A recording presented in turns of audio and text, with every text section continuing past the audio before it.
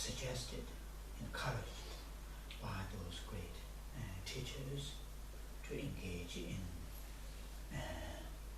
in general any form of activities, and in particularly this kind of gathering.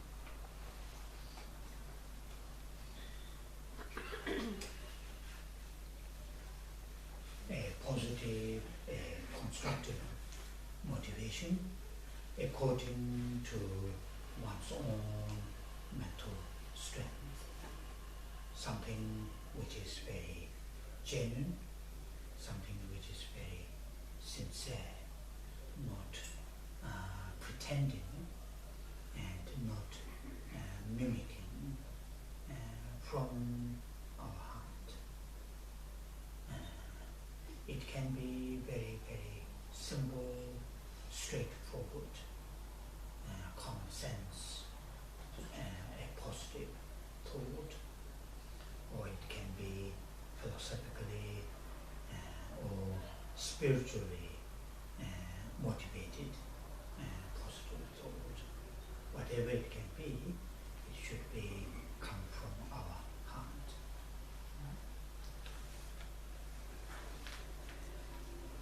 And yesterday I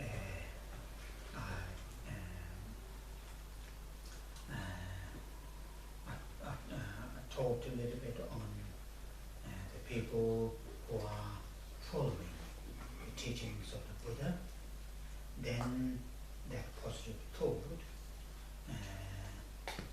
should be such as the mind taking refuge in Buddha, Dhamma, and the Sangha.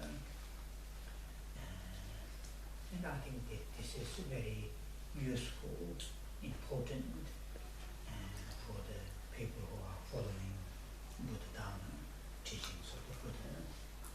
Not only just once a day, not only occasionally, but every now and then, to recall the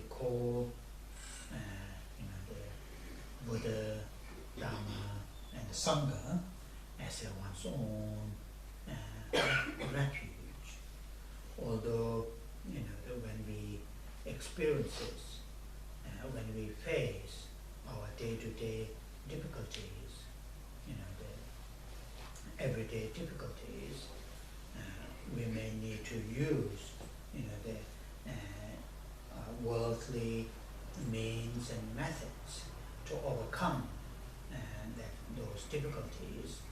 Nevertheless, deep down our mind, deep down our heart, and also as our long-term strategy, long-term solution to overcome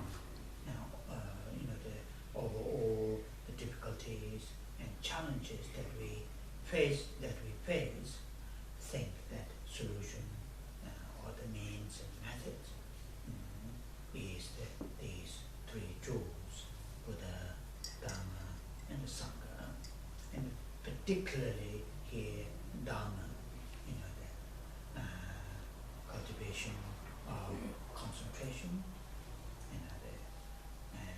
the living ethical life, and developing different levels of wisdom, the understanding the things and events, how they are functioning, how they are,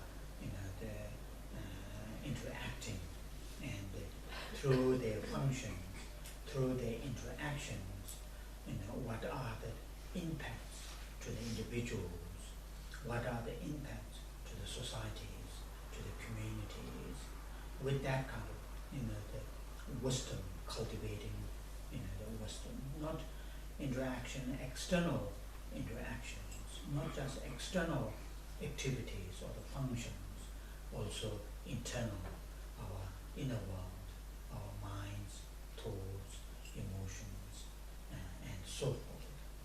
So understanding wisdom is, so the main refuge, as I mentioned yesterday, is the cultivation of these three,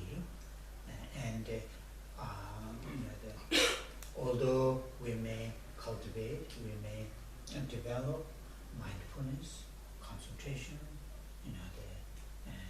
we may adopt meditation to ease, to reduce some of the the day-to-day pressure, some of the day-to-day stress.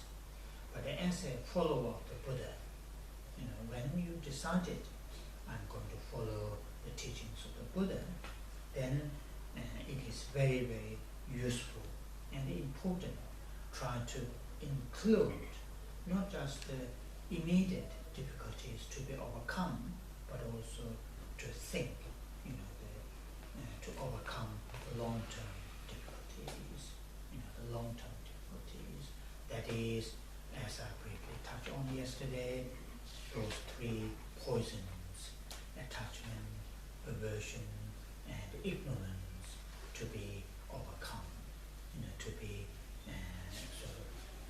dealt with. So that is really something important. It is said,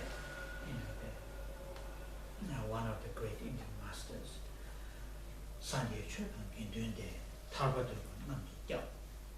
That means, the Sanje Buddha, Chö Dharma, Gendun Sangha, Sanje Chöpan, Gendun the Tarbadurva Namji Gyao.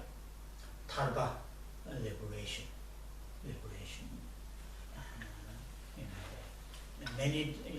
There are many different ways to look at the liberation. Here, the liberation refers to liberating ourselves, freeing ourselves from dukkha, suffering, and the origins of suffering. Particularly thinking about liberation from origins of suffering. That's what here it says. Tarva Deva. The people who say Tarva is liberation. Deva means have a desire, have a yearning for liberation. Tarva Deva. Namji Dya. Namji means plural, those people. Dya means the refuge. People, Buddha, Dharma, and the Sangha are the refuge. To those people who seek, not just temporary, day-to-day difficulties. Of course, day-to-day difficulties should be included, but mainly, the liberation from these three poisons. So think, to motivate yourself. I'm here to listen, to contemplate, to say some recitations. I'm here not just for to seek some kind of solutions to ease my everyday difficulties, or to enhance some kind of my everyday joys or fulfillment. Think it is for my long-term, the purpose that is completely free from these three poisons. So motivate yourself to come to mind will be very, very useful. And that is, starting with the refuge, mind taking refuge.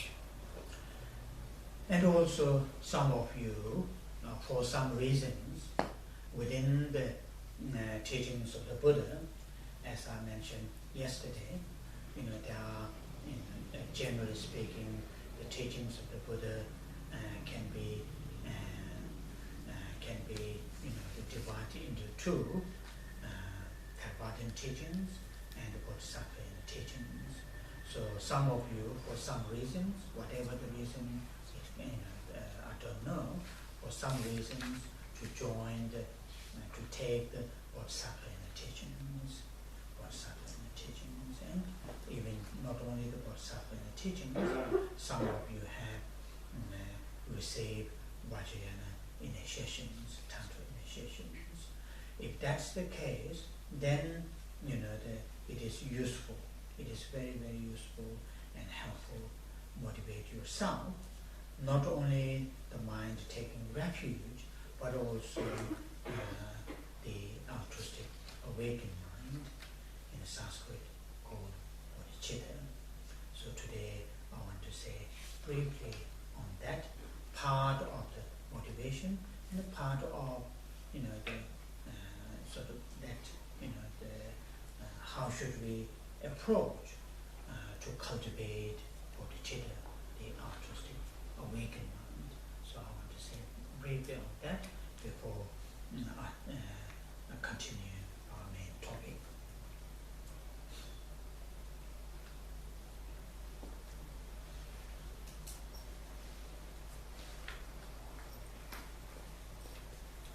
Now this mind, the altruistic awakened mind, which I usually translate as in Sanskrit bodhicitta, in Tibetan Changchuk Yisem, it is a mental state.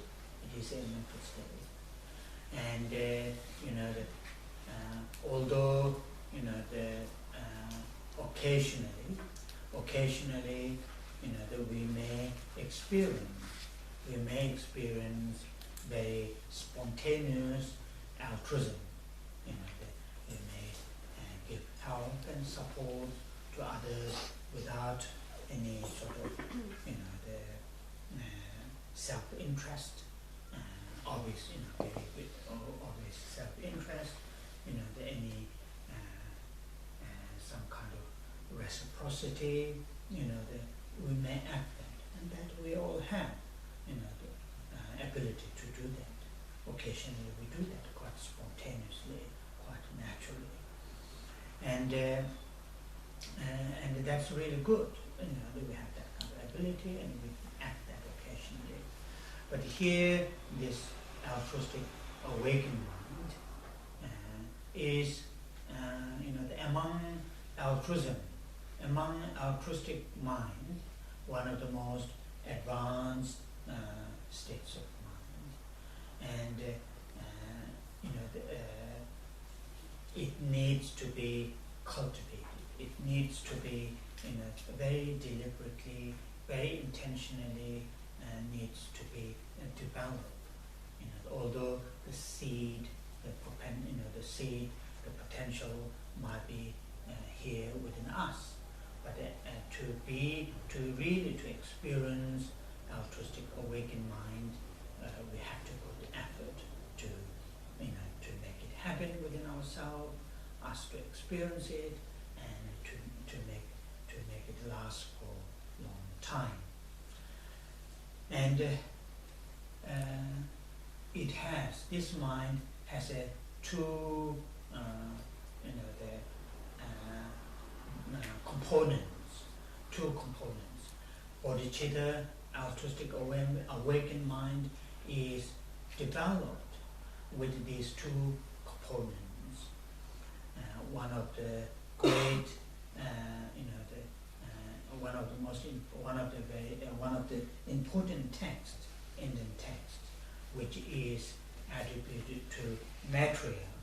There are 5 texts attributed to the Maitreya. Maitreya is not a human being, but these 5 texts are important texts, Mahayana texts, are attributed to Maitreya and put together, received by this one of the masters that I named yesterday, Asanga, 4th century great Indian master. Asanga received these 5 texts. And out of these 5 texts, one text is called Ornament of Clear Realization in Sanskrit, and in English, sorry, I'm just confused. Abhisamaya Ankara in Sanskrit, and in English, Ornament of Clear Realization. And in that text, there is a verse which explains the bodhicitta, this altruistic awakening. 78 年 显真切，养大早辈长久德。So Semje Pane, that means generating or holding the awakened, altruistic awakened mind, Semje Pane, Shendön Cheru, and the holding the altruistic awakened mind is done or is is held with the mind. First I will translate like this: with the mind, the Shendönchen, seeking for the sake of others, working or thinking for the sake of others' well-being, for the sake of others' well-being, Shendönchen. So what for the sake of others, what you are seeking, then the second part is fully, completely enlightenment. So now here, that's what these two lines. Now make it a little bit clearer. It is this. This mind, the altruistic awakened mind, is experienced within ourselves when we have a strong yearning for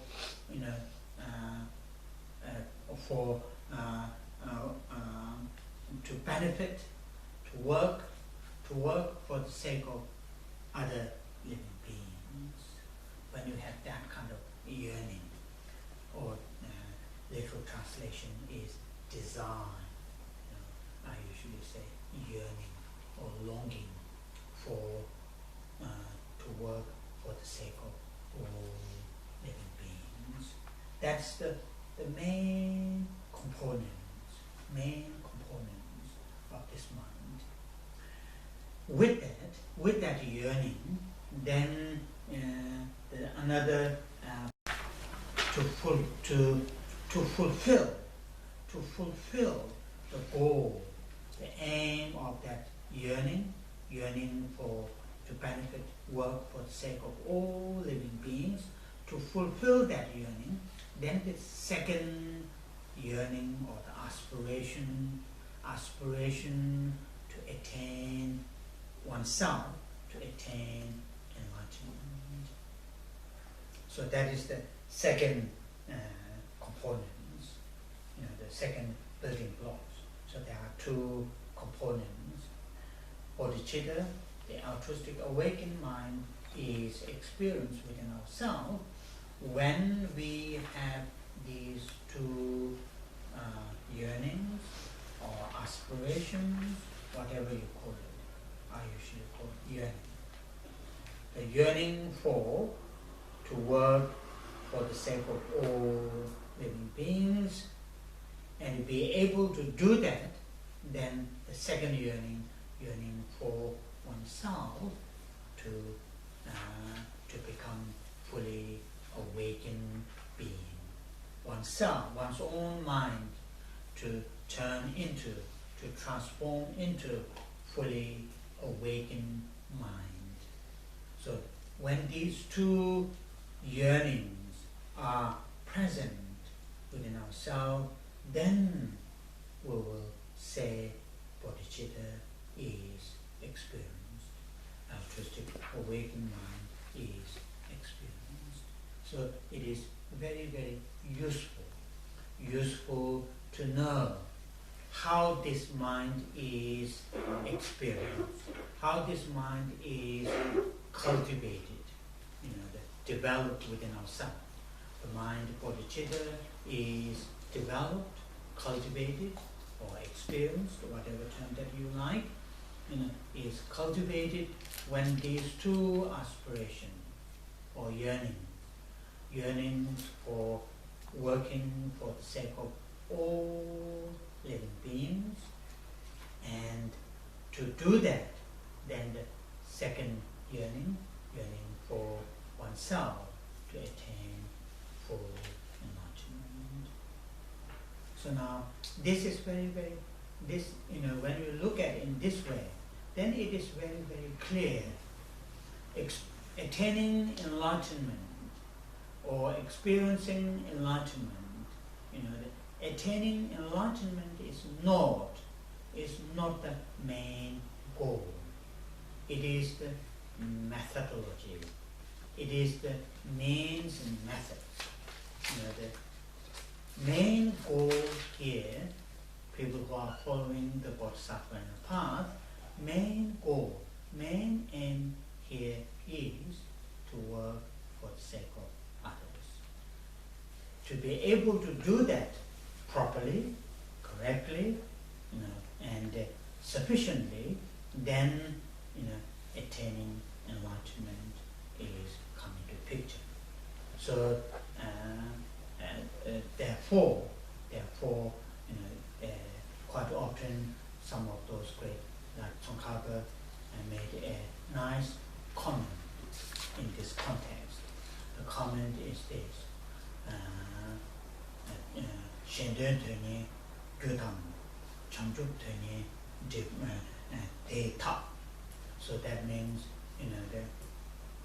the aspiration to benefit all living beings is the main cause. And the aspiration to attain oneself, to attain enlightenment, is the cooperative cause. Cooperative cause means the secondary. Like if we are going to grow vegetables, flowers, something in our garden, the main cause is the seed. Those seeds. The water, moisture, warmth, fertilizers, these are the secondary cooperative cause that the plants or fruits or vegetables to grow properly and correctly, then we need fertilizer, we need moisture, we need sunlight, and so forth. Similar to that, people who are following Bodhisattva path, the main task is to work for the sake of others. And then this cooperative cause comes. To do that, oneself to attain enlightenment. So that's how Tsongkhapa put it. There are other comments in there. So try to bear in mind my practicing, me taking the Bodhisattva teachings, and also some of you taking the Vajrayana teachings.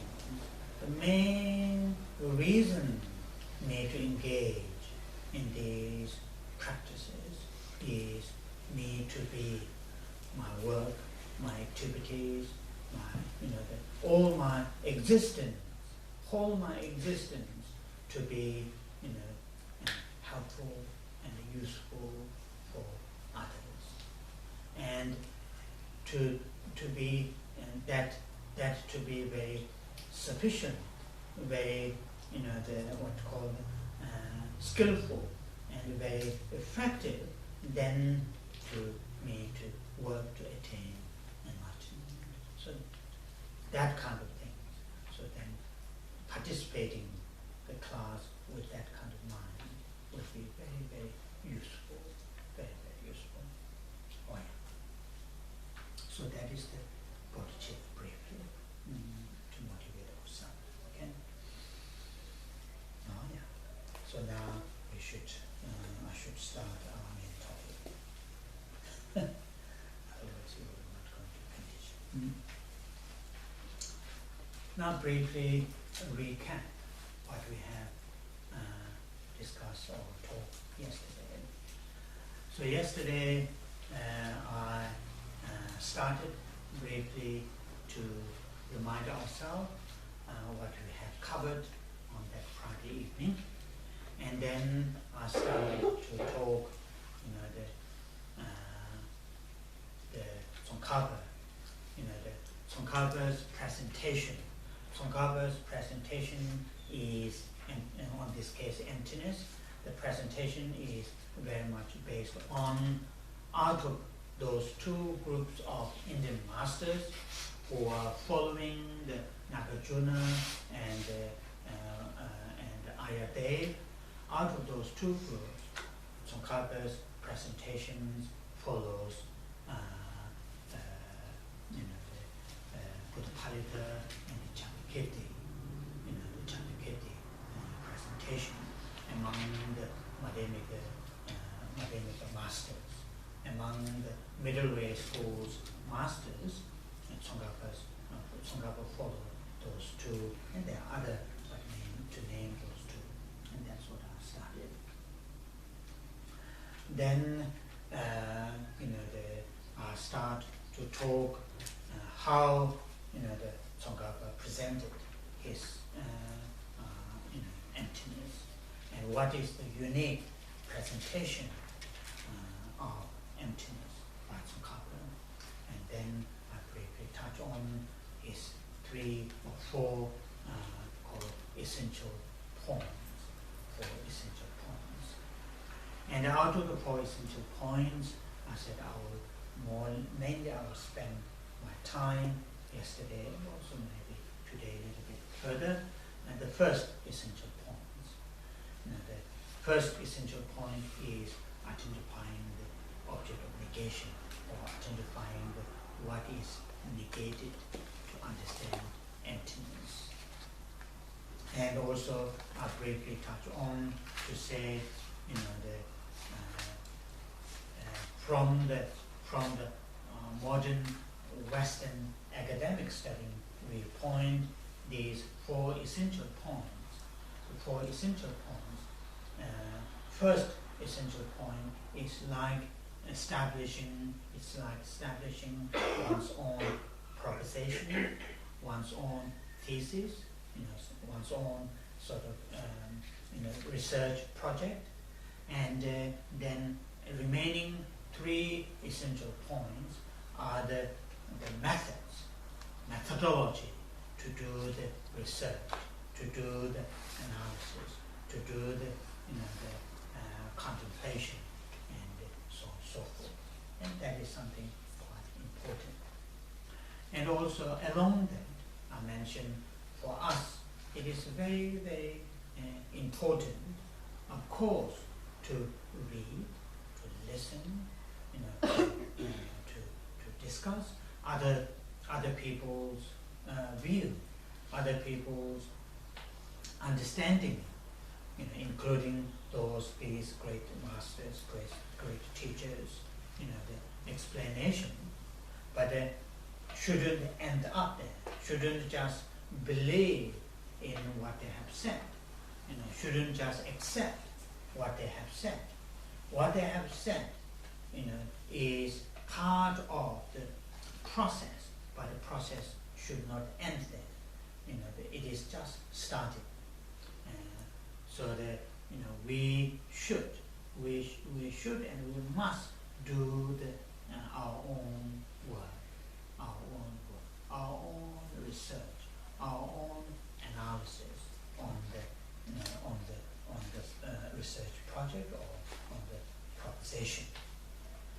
And that's important. I repeat again. I mentioned yesterday.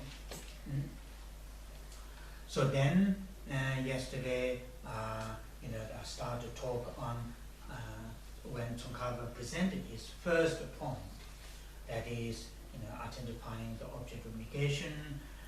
Although the headline is not there, not mentioned in that way, but that is the main subject. Out of the 4 essential points, and then he explained this under 3 major outlines.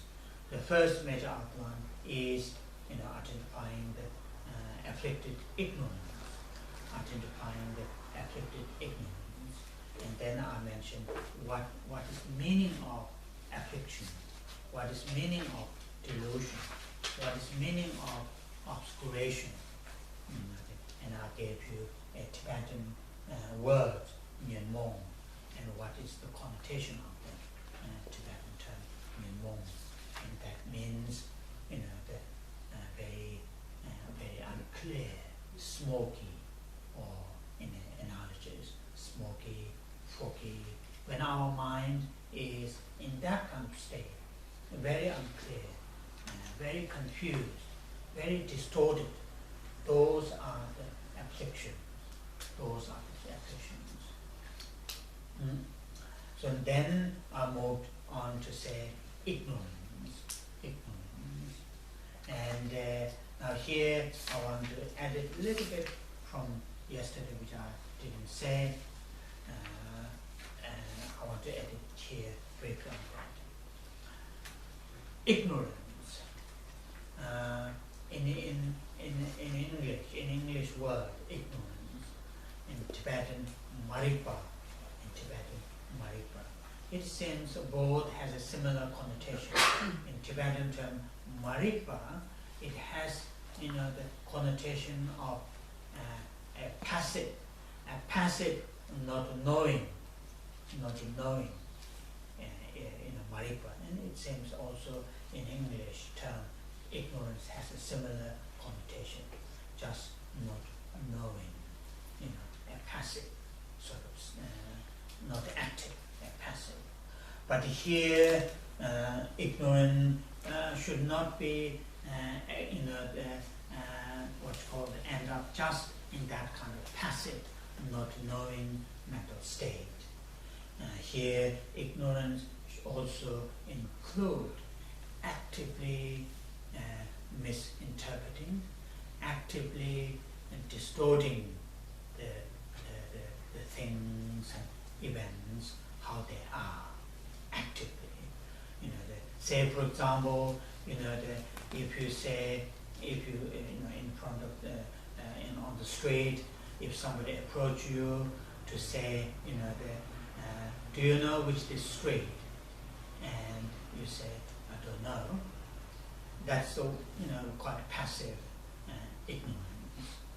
But if you say, oh yeah, I know, it is such a 3 blocks from there, but actually on the other side, that is actively distorting.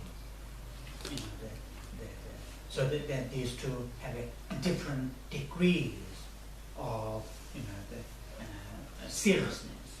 One is just passively saying, you don't know. That might be true, but that is also part of ignorance, because you don't know, that's true. But on the second one, you say, oh yeah, I know it's some blocks from this direction, but in fact the street is on the other direction. So that is really actively distorting the fact. And here the ignorance, when it's identifying the afflicted ignorance, here the ignorance also have that kind of element. And not just have that kind of element, in here and this, on this topic, in this context, when we say identifying the afflicted ignorance, we are looking at very, very active ignorance. Active in the sense of, actively distorting, misinterpreting, the things and events as they are. Things and events as they are. When I say things and events as they are, I am including everything. Nothing is excluded when I say things and events. There are different terms, like saying phenomena, and these are, anyway, it's all a jargon, but under that jargon, what I have, when I say things and events, you should think nothing is excluded, everything is included. Okay, that means included our notion of self, our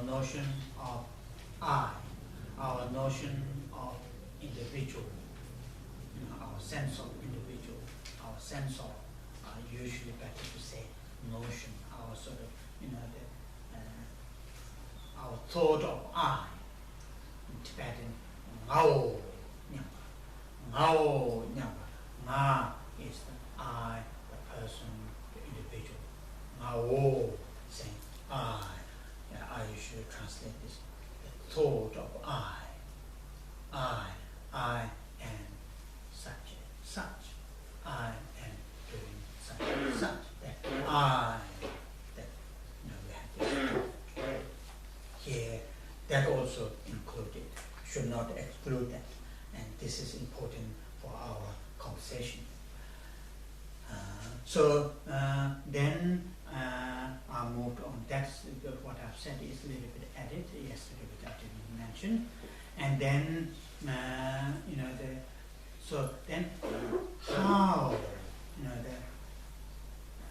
how this subject, the subject of emptiness, really, in certain extents, historically, how it started, this topic, the topic on emptiness, how historically how it started. Then I briefly mentioned in India,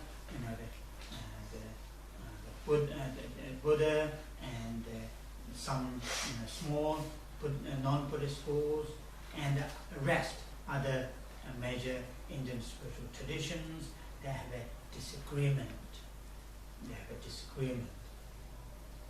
Disagreements are not on the basis of how much money they have in their bank account or their bank statement. Disagreement is how they're going to, how they present or how they view the actor, the agent, the person, the individual, the I exist.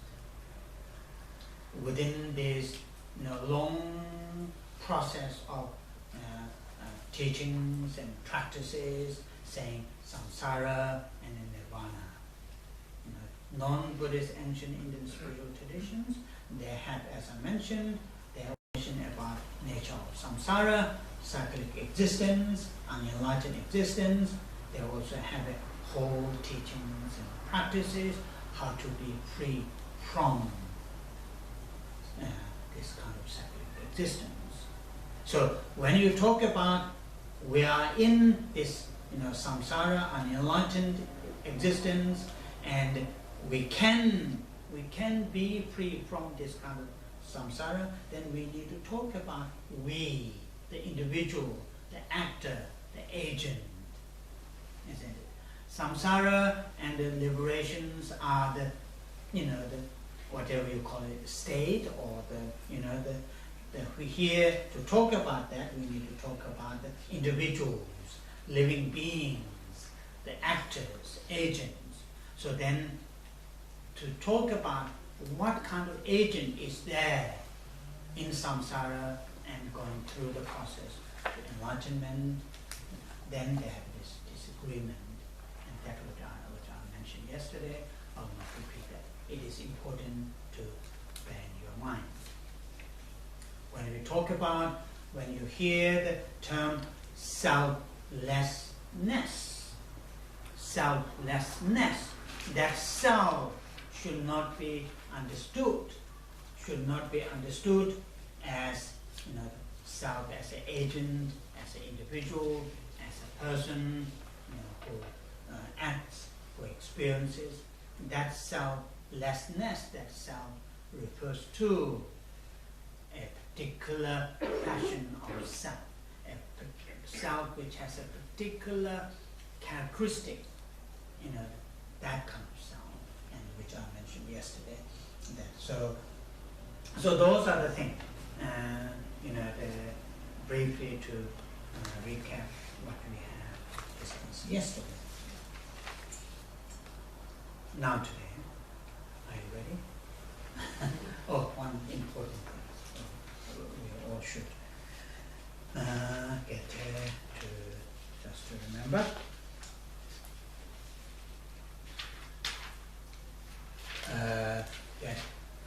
Also I mentioned yesterday, in ignorance, or this distorted mental state, there are different layers. Some of them are, what you call the contrived, technical called contrived in the sense of we picked up along with growing up from the culture, from the society, from the religious belief, from the philosophy, and so on and so forth. That is called contrived. Some of our ignorance, and in this case, particularly in our topic, ignorance in the sense of distortion to the notion of our I, our sense of individual, the agent, the actor. What is that kind of actor? What the nature of that actor? The reality of that actor, that agent, and the form or I or the self is in this form, in this manner, in this figure, through built through encountering culture, societies, the philosophies, religions, and so on and so forth. That is called contrived. And the other one, the Buddhist teachers believe, also we have different layers of the ignorance that is called innate. Innate in the sense of born with, not picked up through the culture. Some of those the notion of how we are, what we are in the relation to our identity, born with, and that's called innate. That's called innate, and that's also very important, and important point to remember. Then another point which I throw upon you, 4 jargons in terms of the relation to talk about is innate ignorance. And the 4 jargons are relation to I, that we believe or we perceive I exist. I exist in and of itself. You got that one? You already written down. I exist in and of itself. That's the first jargon. The second jargon is I exist by its own nature. And the third one is I exist, by its own entity. And the fourth one is I exist, what's the fourth one? From its own right. From its own right, yeah. From its own right. So those are the 4 statements I mentioned yesterday. There are more. I don't want to edit anymore. But these are something important statement you need to unpack. You need to unpack, you need to digest, you need to chew. Overall, all these statements share the one important, point.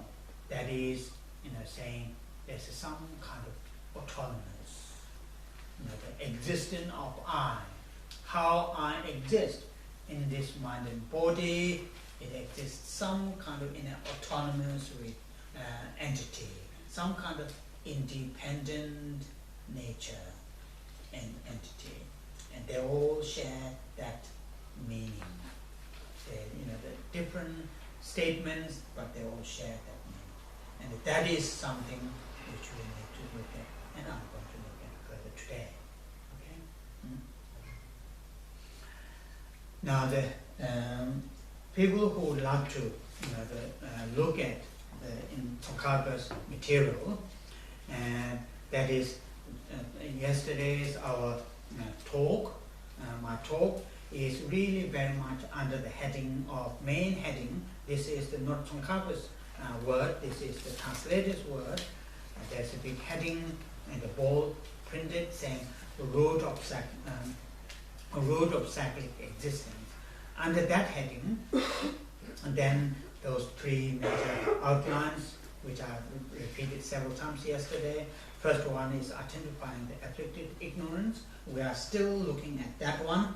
And the second one is showing that it is the root of revolving cyclic existence, revolving in the sense of going again and again, birth, aging, sickness, death, birth, aging, sickness, death.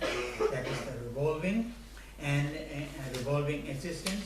And the third outline is that one wishing to abandon conception of self should seek a view of selflessness. So those are the three major outlines that I'm still looking at.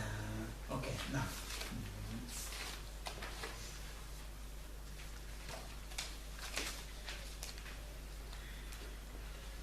Because I will not go, page by page, because we don't have that luxury time to do that.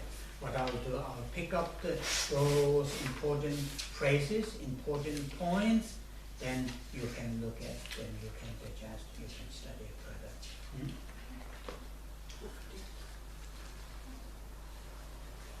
Now, I want to add one thing while our mind is very, very fresh, before we completely exhaust it. Now, the one thing, which is in Tibetan it is called Jita. Jita. That's the short sort of version, Jita. In the longer version, Jitsowa, Tawa. Jitsowa, Tawa. So I'm bringing this because this is also have a very, very nice understanding, nice sort of explanation about related to our topic. And in here, in this translation, I will just use the English translation here later you to remember. Here, this translator using the view of the transitory, view of the transitory. They should have, anyway, view of the transitory. The view of the transitory. Or it should have like this, the view of the transitory collection. The view of the transitory collection. Here they just use the shorter version translation, Jikta, Jik-ta in Tibetan. Jik in Tibetan have a meaning of saying transitory. Transitory, it means constantly changing, constantly moving, not staying static, even a shortest moment. Even the shortest moment, it is still in the process of changing. Transitory. And the collection, Tsok, in Tibetan, Tsok, collection. Collection, of course, saying many things come together. Collection. Tawa means here translate view. The view. So there's these three words: Jik, transitory; Tsok, collection; Tawa, view. So all together in English, the view of transitory collection. The view of transitory collection. Now, what does that mean? That this means we form, you and me, form our notion of I.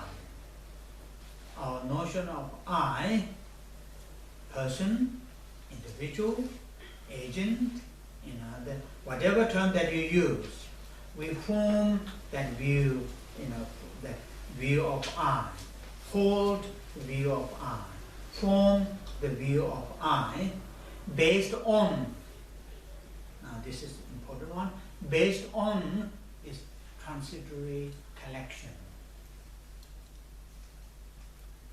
Okay, I'll repeat that.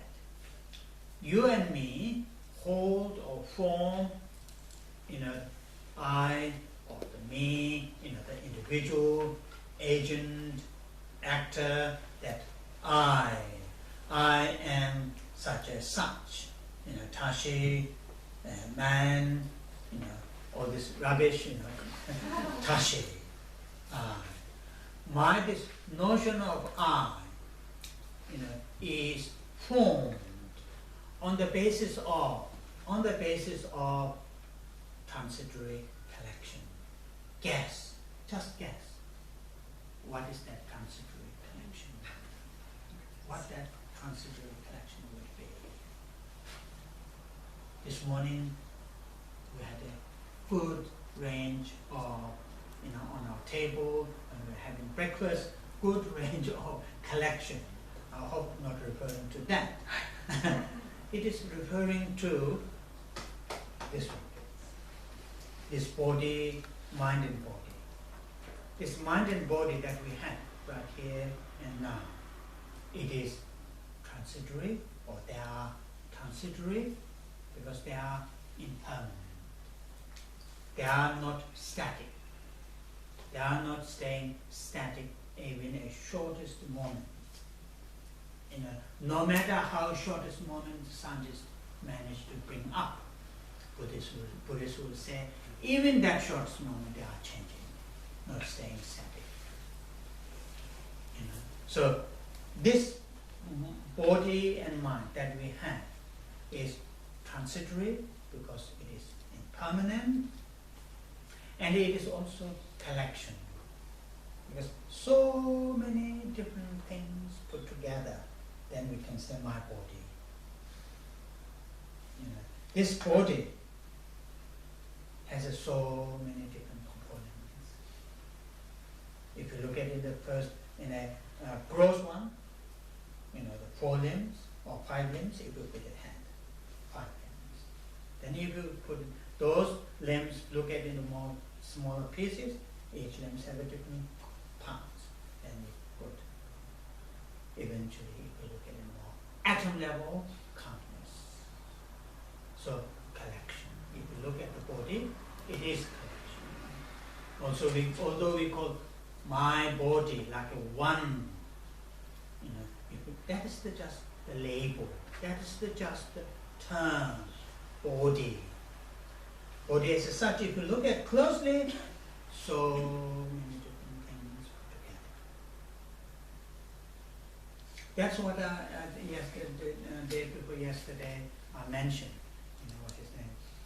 This Western, the philosopher Wittgenstein, saying that language fools us, and it is exactly the same. Body gives us some kind of one, unitary. That language creates a concept as some kind of one. Then we believe it's a one. Actually, it's in many different pieces. Yeah. So this is collection. And if you look at the mind, say my mind, my memory, my the wish, my desire, my yearning. If you look at all this, again many different pieces. Even one, what's called the memory itself is in many different consecutive moments put together, then say, oh, I remember such and such summer I was lying down on this golden beach with the sun and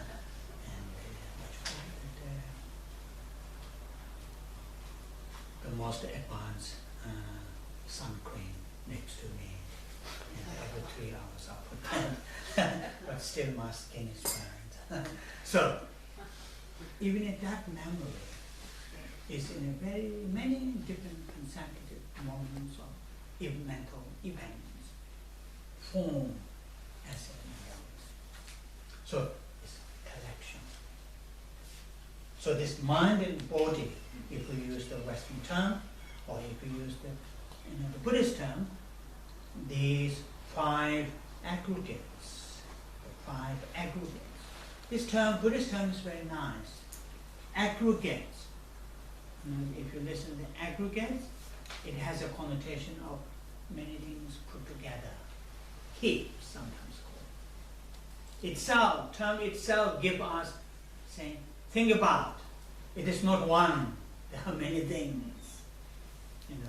5 aggregates. So where we form, where we hold our notion of I, that I, that me, that we cherish very much as a very central point, very essential, very important. Where it is formed on this the mind and body, which are transitory connection. But this view, the view of our I, on this basis of mind and body, which are transitory and collection, our notion of I, many of us don't see in that way. We see some kind of essence, long-lasting, unitary, like some kind of essence. That's what we have, our notion of I. And that is close to yesterday's, those jargons I gave you. In and of itself. Think about that one. First one. Our notion of I. Our notion of I. Our sort of perception of I.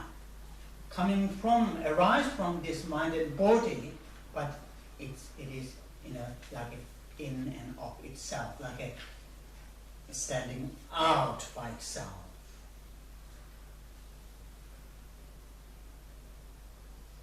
We are holding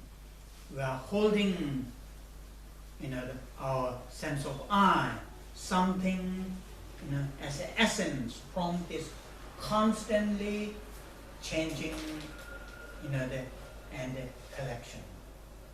Think about what it is. Constantly changing the many multiple things while forming a notion of saying I am changing, sort of quite unitary as an essence. And that's the first statement. In and of itself. That's the meaning. In and of itself. From its own right. From these many collections, constantly changing. Within that, we miraculously form an I, which is standing by itself.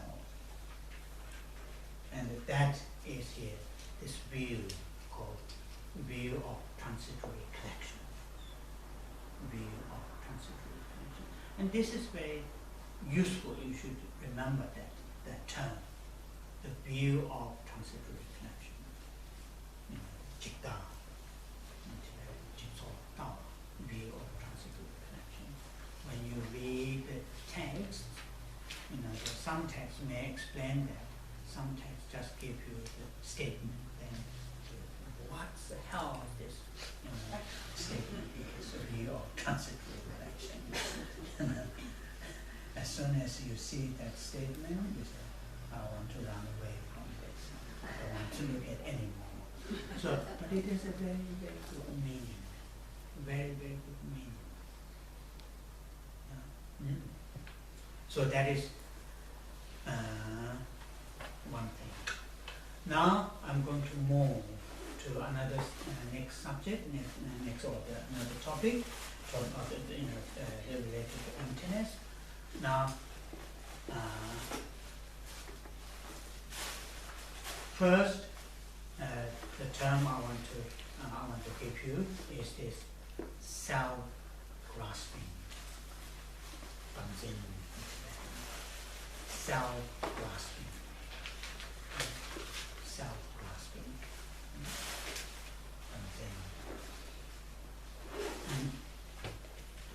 Now, this term, self-grasping, this self, this term within this term, the self-grasping. The self should not be exactly the same earlier. Yesterday we had, and I just mentioned earlier. The self should not be understood. You know, the identical to our what you call the individual, the person, the I, or the self. When you say self-grasping, this self has a particular meaning, similar to selflessness. That selflessness, that self, refers to a particular notion of self, a particular passion of self, and that is called selflessness, which we briefly discussed yesterday. And it is the same. The other side of the selflessness is self-grasping. Self-grasping. So we are talking about a mental state. We are not talking about a monster having, some sort of, what's called, the fearful figures. In fact, one of Tibetan teacher, 18th century Tibetan teacher called Jamyang came from eastern Tibet, and he was a great scholar, great Tibetan scholar, wrote many important texts, and there's one short text that is for text, just very short, just maybe less than 18 verses. It is in a form. It is written in a verse form, 18 verses, related to this topic that we are talking about, emptiness. And there's one verse in that text. I will say in Tibetan first. Dikjen rajen myongwe jeshin pangbe selji zomdene. Dikjen rajen myongwe. That means, in this case, he is talking about the external, those people who may deceive you, who may lead you some unfortunate situation. So literal translation, Dikjen, that means the non-virtuous friend. Friends, they are friends, but the non-virtuous friends. The friends who may lead you in a very unpleasant situation. So Dikjen, Yenshin Rachen Myongwe. Those non-virtuous friends, those friends who are going to lead you in a very unpleasant situation, they will not appear to you having a horn at their heads and having a tails on their bottom and have a fangs in their mouth. They will not appear in that way. How they can appear to us? They will appear to us like a very caring, very gentle, very very smiling and very peaceful. They will appear us in that way. And that is a really, really nice expression.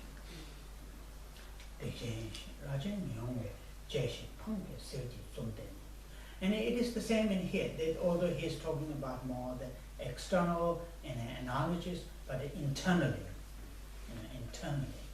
that our this self-grasping, these distorted mental states, when they occur to us, when they arise within us, they may arise within us as our supporter, as a protecting us, supporting us, giving us strength. Quite often people say, oh, why you keep saying anger is not good, you should abandon. Sometimes anger is very good, it gives me strength, it gives me support, and so forth. And there is that kind of element. So, so anyway, self-grasping.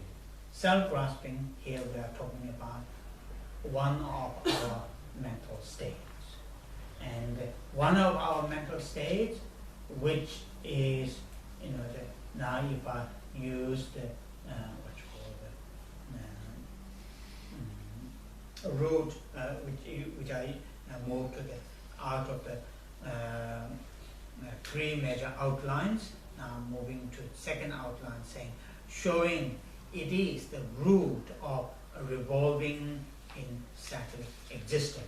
So this self-grasping, this ignorance, which earlier we used identifying the afflicted ignorance, and now that ignorance are giving a name. It was now newborn, so the name is self-grasping. Okay, self-grasping. Now we are talking about a mental state. Yeah, mental state. I'm going to go another about 15 minutes if you are still strong enough. So, self-grasping. And here the term refers to self-grasping. This term refers to overall a general sort of distorted mental state. Distorted mental state, self-grasping, which is also called ignorance, and which is also called, I will use another term, fundamental ignorance. Fundamental ignorance, self-grasping. Fundamental ignorance. Now, some of you may be familiar with this topic, and some of you may not, but I will just touch on that in the future, you to benefit your future. This fundamental ignorance, which is called self-grasping, it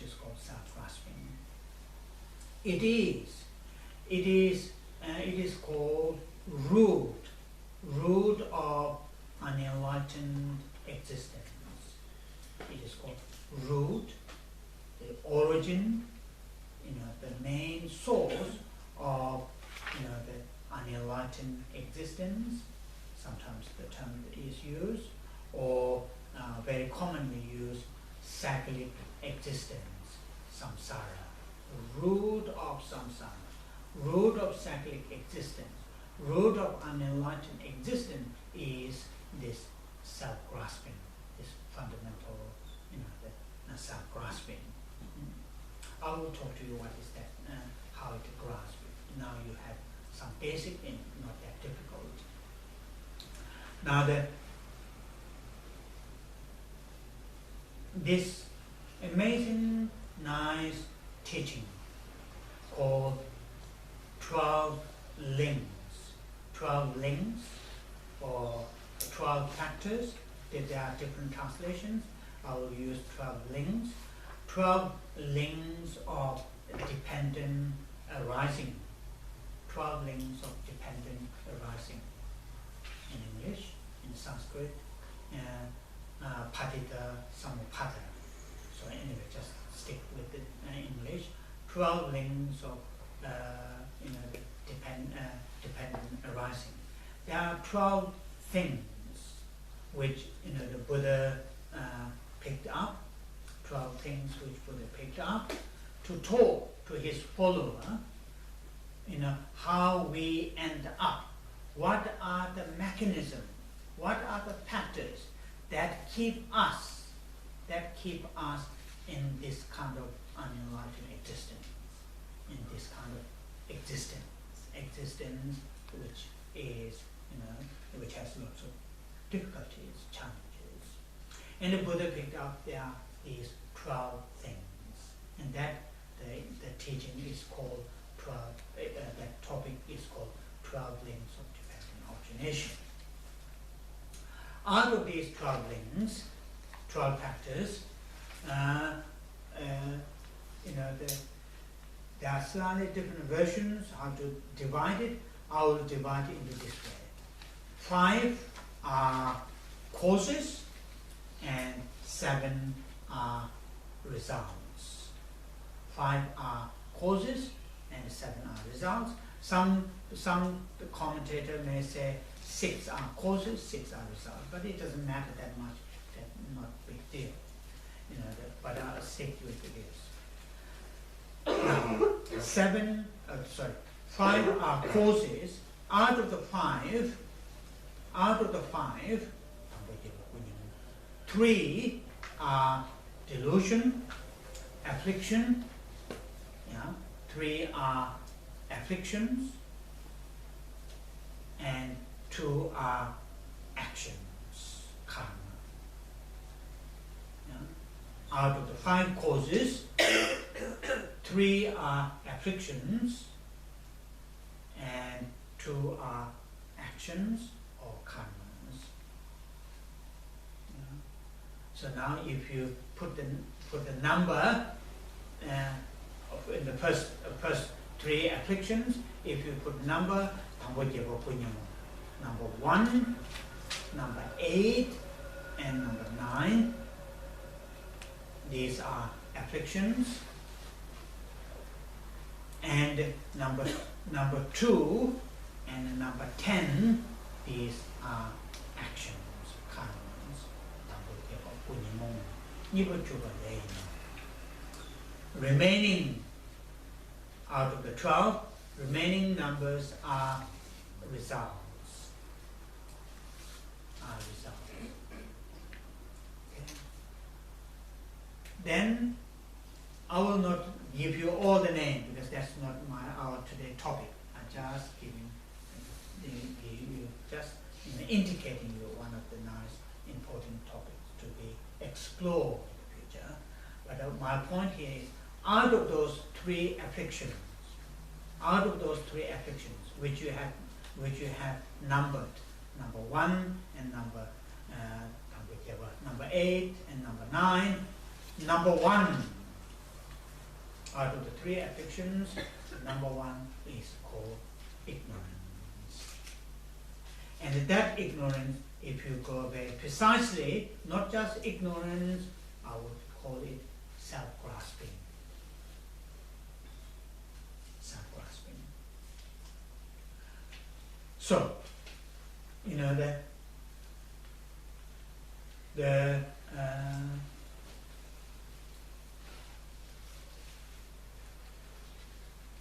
Buddha, the historical Buddha, and subsequently Buddhist teachers have mentioned that is the root of unenlightened existence.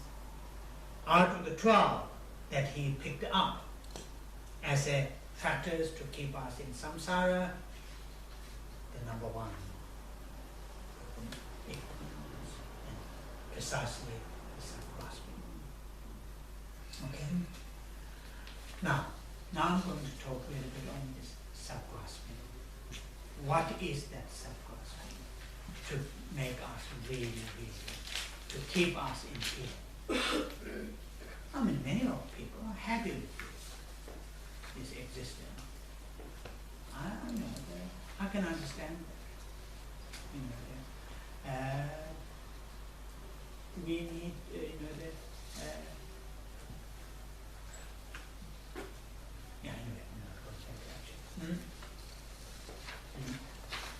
Now, self-grasping. What is this, self refers to, and which we are grasping? Grasping is the one word, and that's what I'm sticking with that, because that is close to Tibetan term. Danzin in Tibetan called Danzin. Da is self, Zin is grasping. Grasping, Danzin. Now it is a mental state. It is a mental state that the things and events, mental state which believes, which also perceives, believes, I will use all those terms, grasps, the things and events, the manner of existence of things and events. Or another term is the mode of existence of things and events. All these are the same meaning. Self-grasping is referring to a mind believing, perceiving, grasping the thing, the manner, the manner of existence, of things and events, or the mode of existence of things and events is in a particular fashion, in a particular mode, in a particular manner. So first I will repeat this again. Self-grasping is referring to a mind believing, perceiving, or grasping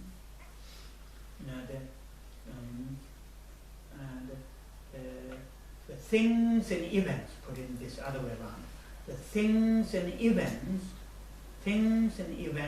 exist in a particular manner, in a particular passion, in a particular mode.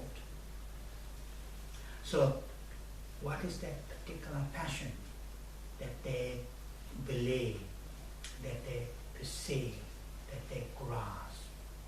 What is that particular mode?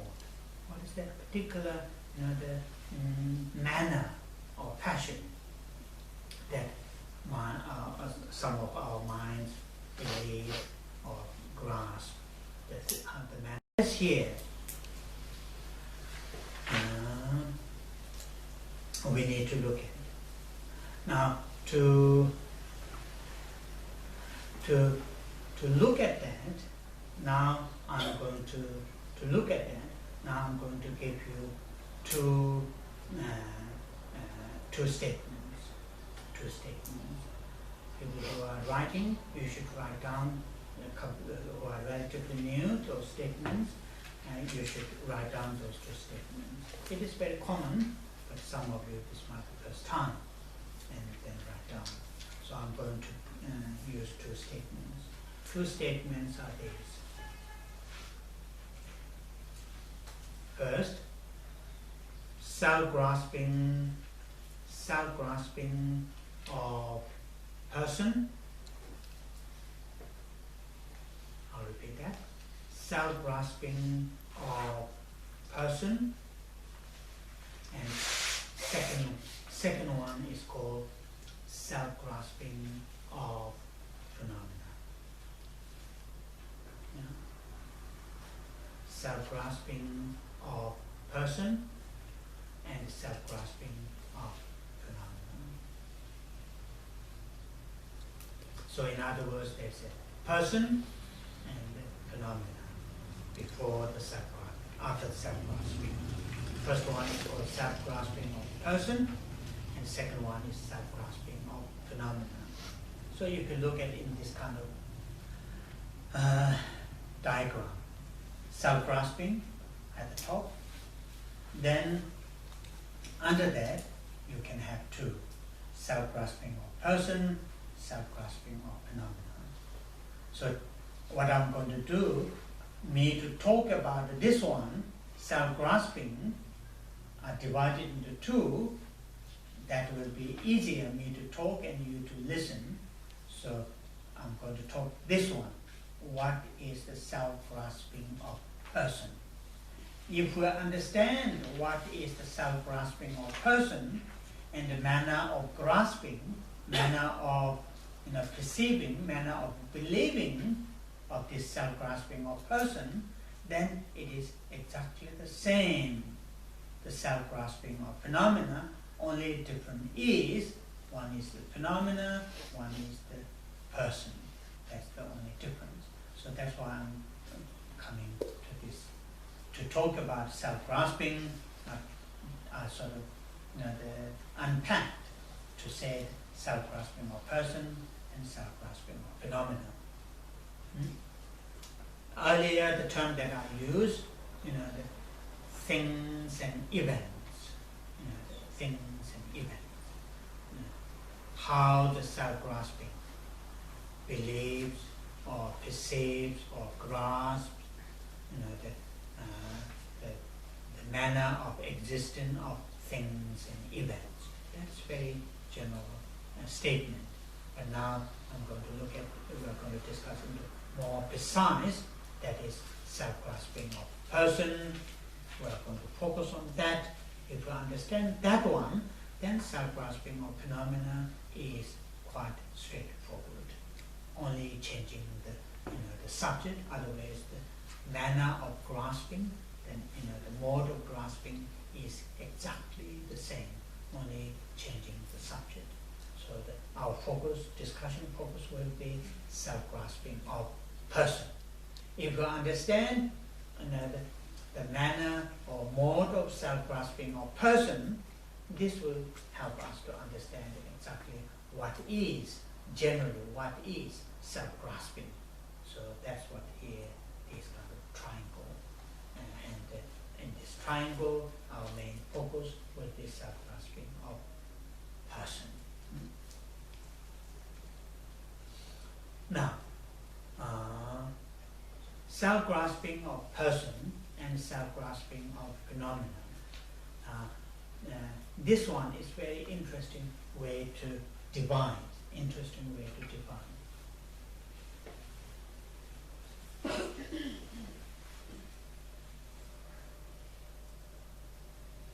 One of the great Indian masters, Chandrakirti, which Tsongkhapa is closely following, one of his great texts, there's this nice statement.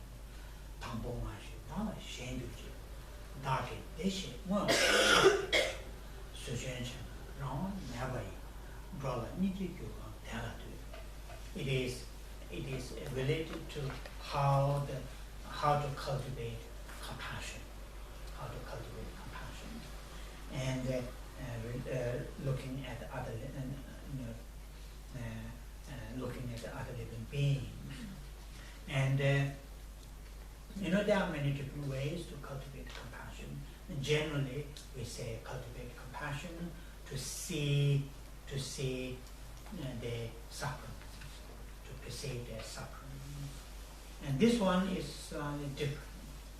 This one, as I mentioned yesterday in your question, the compassion is cultivated not just observing the living beings, suffering, but instead of just observing the living beings suffering, this verse is suggesting cultivate compassion, how living beings are caught up in their suffering. And in that expression, Tangbo Ngashe Dawa Shengyuji, that means first they have this, the grasping of I. Then that will follow mind. Understand? I and mine. This become mine. Isn't it? I, if there's no I, this never going to be mine. And this never going to be mine. No matter how close they are, and no matter how valuable they are, never going to be mine. These things around me, what I have, become mine because there is within me there is a concept of I, and that like a octopus, what's called tentacles extended, and has many nice that kind of things to stick. Mine. So he says living beings caught up in samsara, caught up in suffering. First they have this self-grasping, then that self-grasping leads to grasping to mind, then snowballs, rolls, then the suffering. So now here, self-grasping of person and self-grasping of phenomena is exactly divided in that line. Self-grasping of person is referring to just I, related to the I, how we perceive I, and self-grasping of phenomena is other than mind, other than I. Other than I, all are mine, including the universe. It's mine. Yeah. Now we'll have 20 minutes.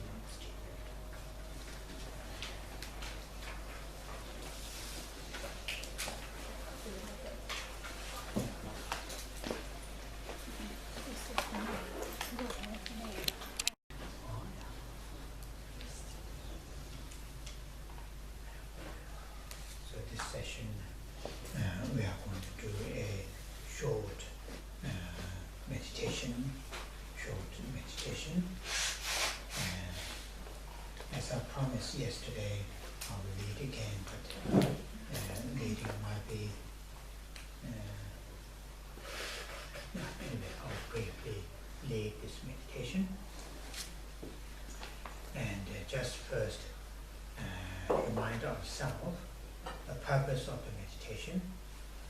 Meditation can be done for many different purposes, and here the purpose is simply to experience a calm, clear, and focused mind. And this kind of mind is experienced when we have mental qualities of stillness, that is, our mind stays one given object, and clarity, that is, the full attention is on that particular object. So the main task here is cultivation of stillness and clarity. So that is the purpose of this meditation. And I will lead the meditation, and fairly fast in three stages. So people who are relatively new, it might be helpful if you follow my leading stage by stage, and then if you do this meditation on a regular basis back home, then you may see you may feel the benefits of the benefits. Now the first stage is having a comfortable right sitting posture.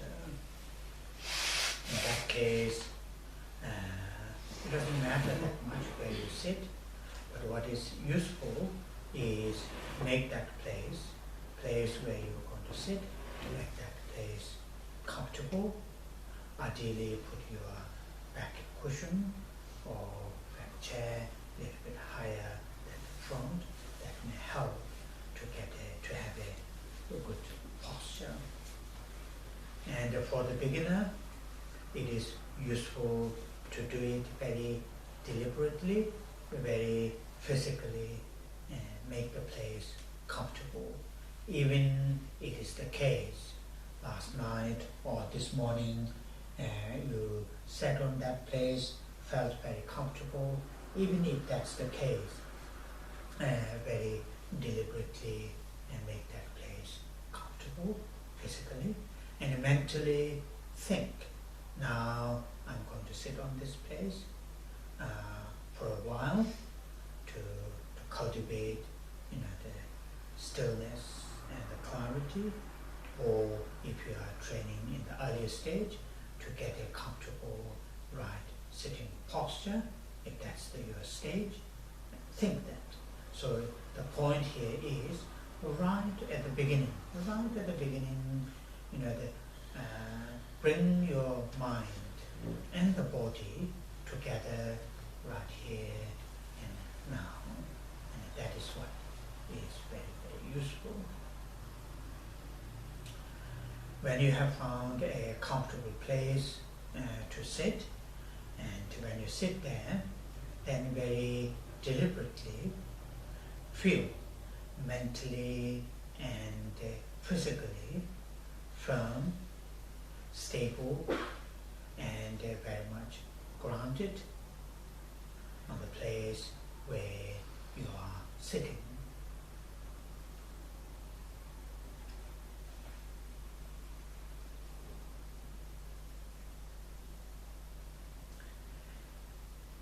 And with that feeling of stability, very gently straighten the back, starting from the lower back, and gradually move up to the shoulders.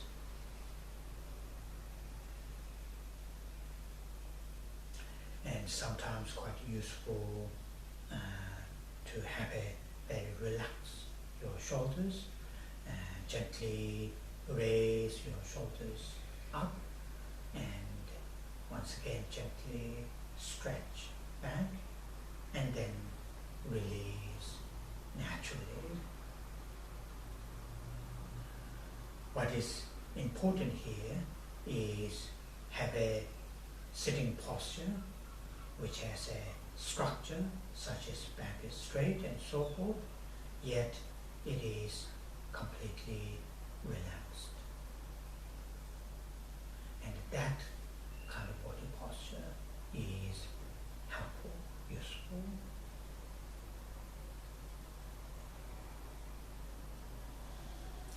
You can keep your hands in your lap or on your knees.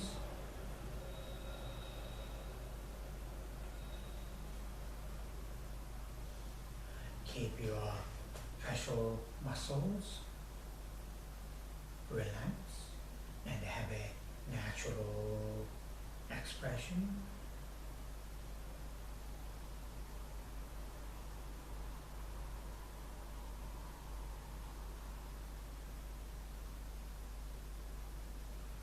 If you can open your eyes halfway, very gently gazing at the front on the floor, about 1.5 meters distance.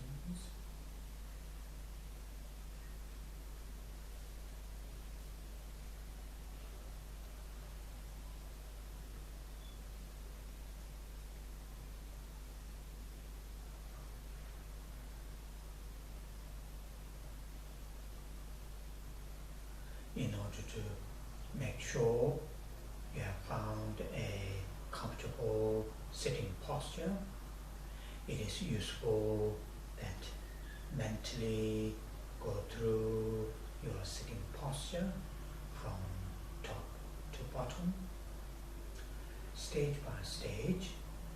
See, is there any uncomfortable, painful body posture?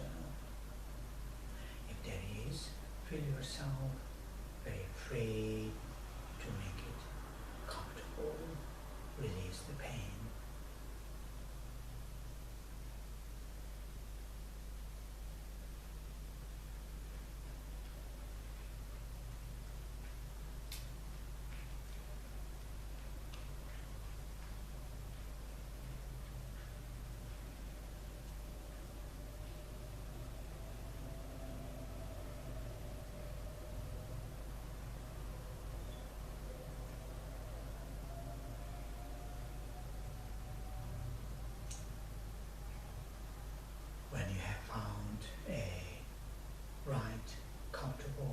Sitting posture, then very gently take 3 very long and deep breaths.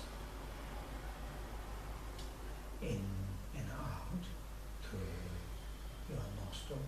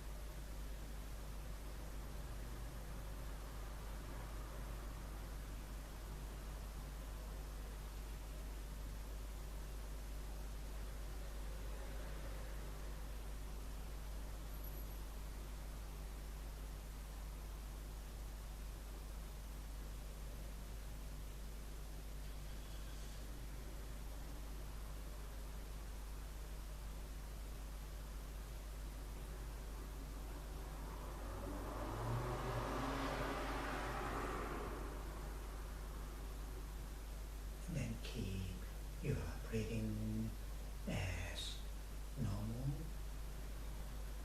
and briefly rest your mind on your natural breathing.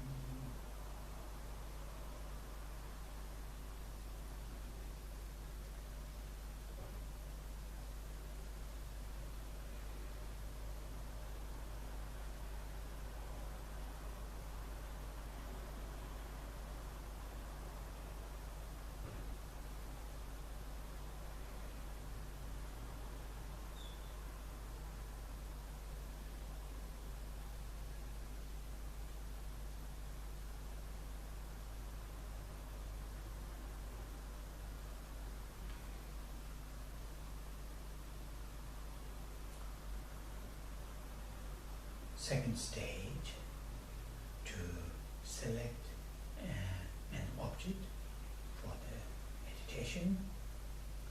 Object such as your natural breathing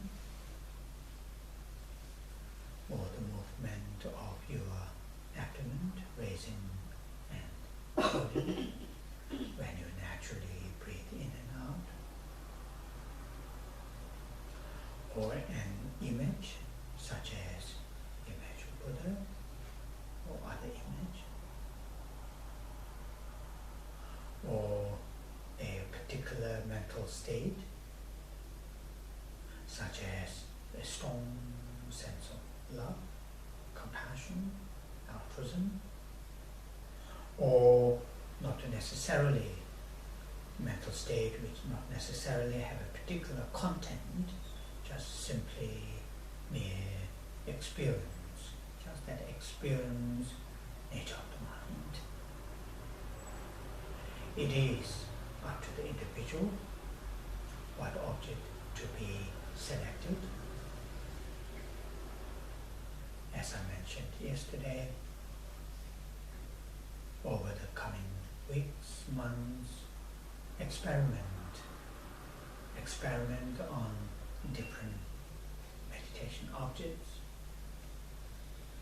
See which one suits your mind.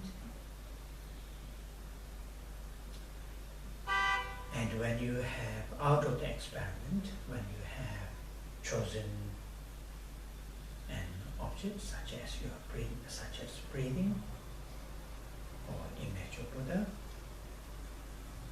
then familiarize your mind, familiarize with that object. Not only during the meditation session, but also during the post-meditation session. Your mind, make it as close as possible with that object.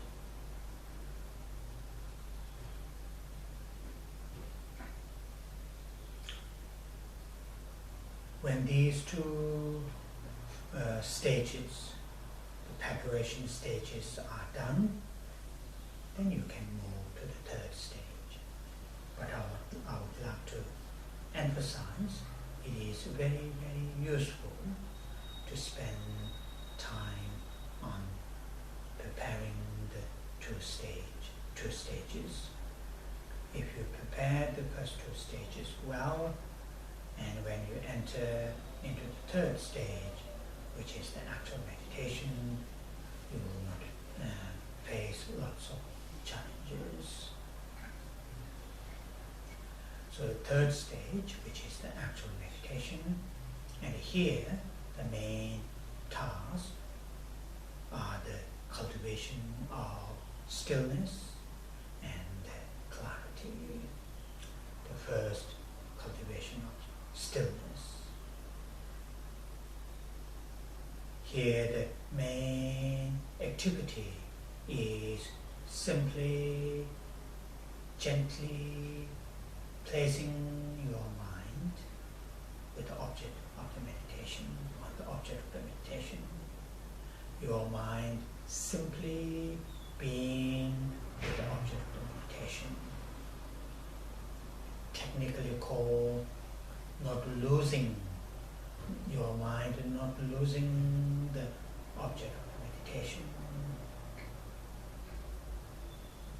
And that is also can be called mindfulness. Mindfulness in the sense of your mind is just holding the object of the meditation, just being with the object of the meditation, as simple as that. Initially, being your mind, being with the object of the meditation might be very, very short, just a few seconds. If that's the case, accept it.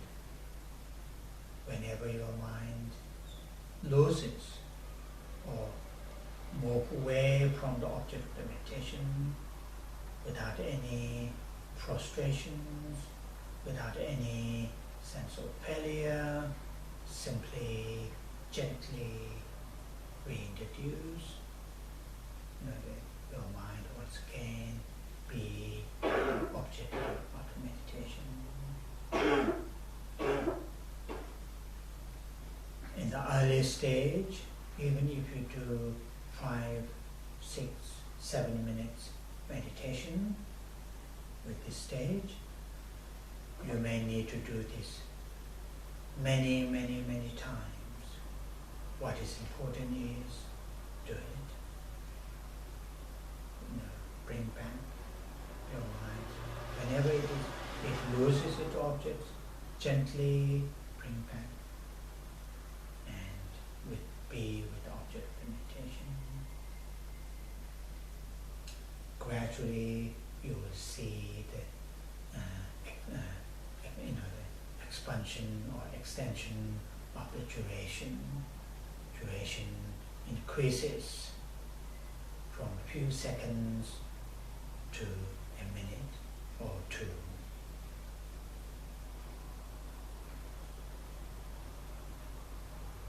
When your mind is able to stay with the object of the meditation without gross disturbance, that means completely losing the object of the meditation without gross disturbance, say 3, 4 minutes, then move to the next level, that is the cultivation of clarity.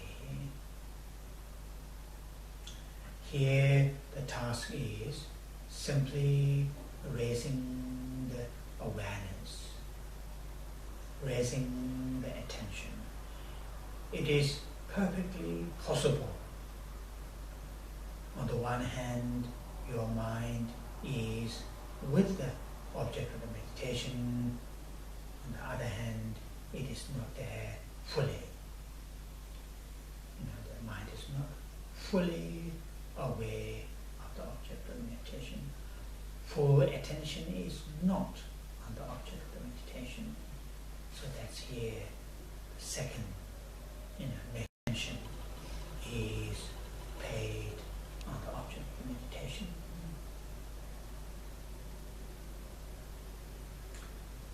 along these, you should avoid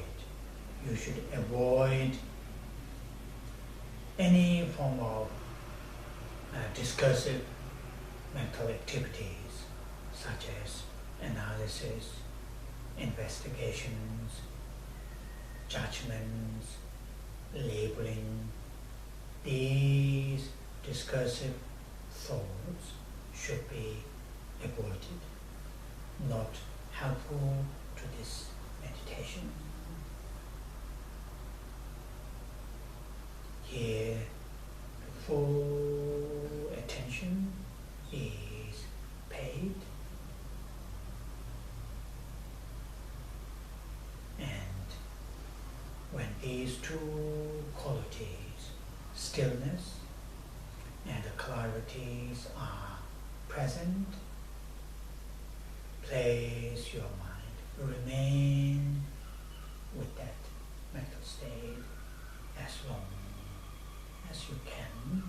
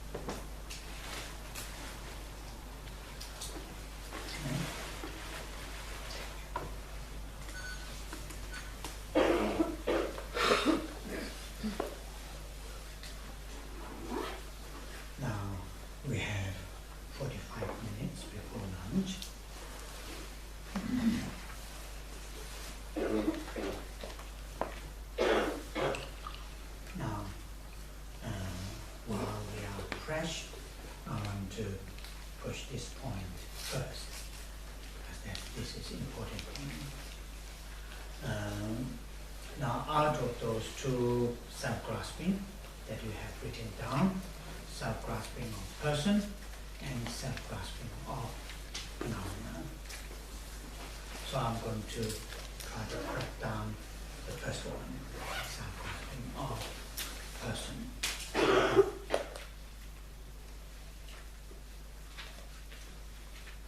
According to the Buddhist understanding about the minds, whenever a mind arises, whatever, right mind, wrong mind, positive mind, not positive mind, just pure fantasy, whatever, whenever a mind arises within us, it always arises with an object. Without an object, mind will not occur, not arise. To mind, any kind of mind, right, wrong, positive, negative, fantasy, real, whatever, to mind it to occur, to arise, it arises, it occurs dependent on an object. Yeah, that's the first thing. Now, when I say object, that object not necessarily a real object. That object can be completely fantasized object. It can be completely unreal, fantasized object, but it always arises with an object. And that's very important to look at that one. The mind always arises dependent on object, and that object not necessarily a real object. It can be completely non-existent, fantasized object. Okay, that's an important thing to know at this here. Now the second thing here to know is, which I like very much, some of those great Indian masters, and the Tsongkhapa follows quite closely with that presentation, like Sangha, his younger brother Vasubandhu, when they explain mind, any kind of mind, like compassion, altruism, or negative mind, they always present with the three aspects. With the three aspects.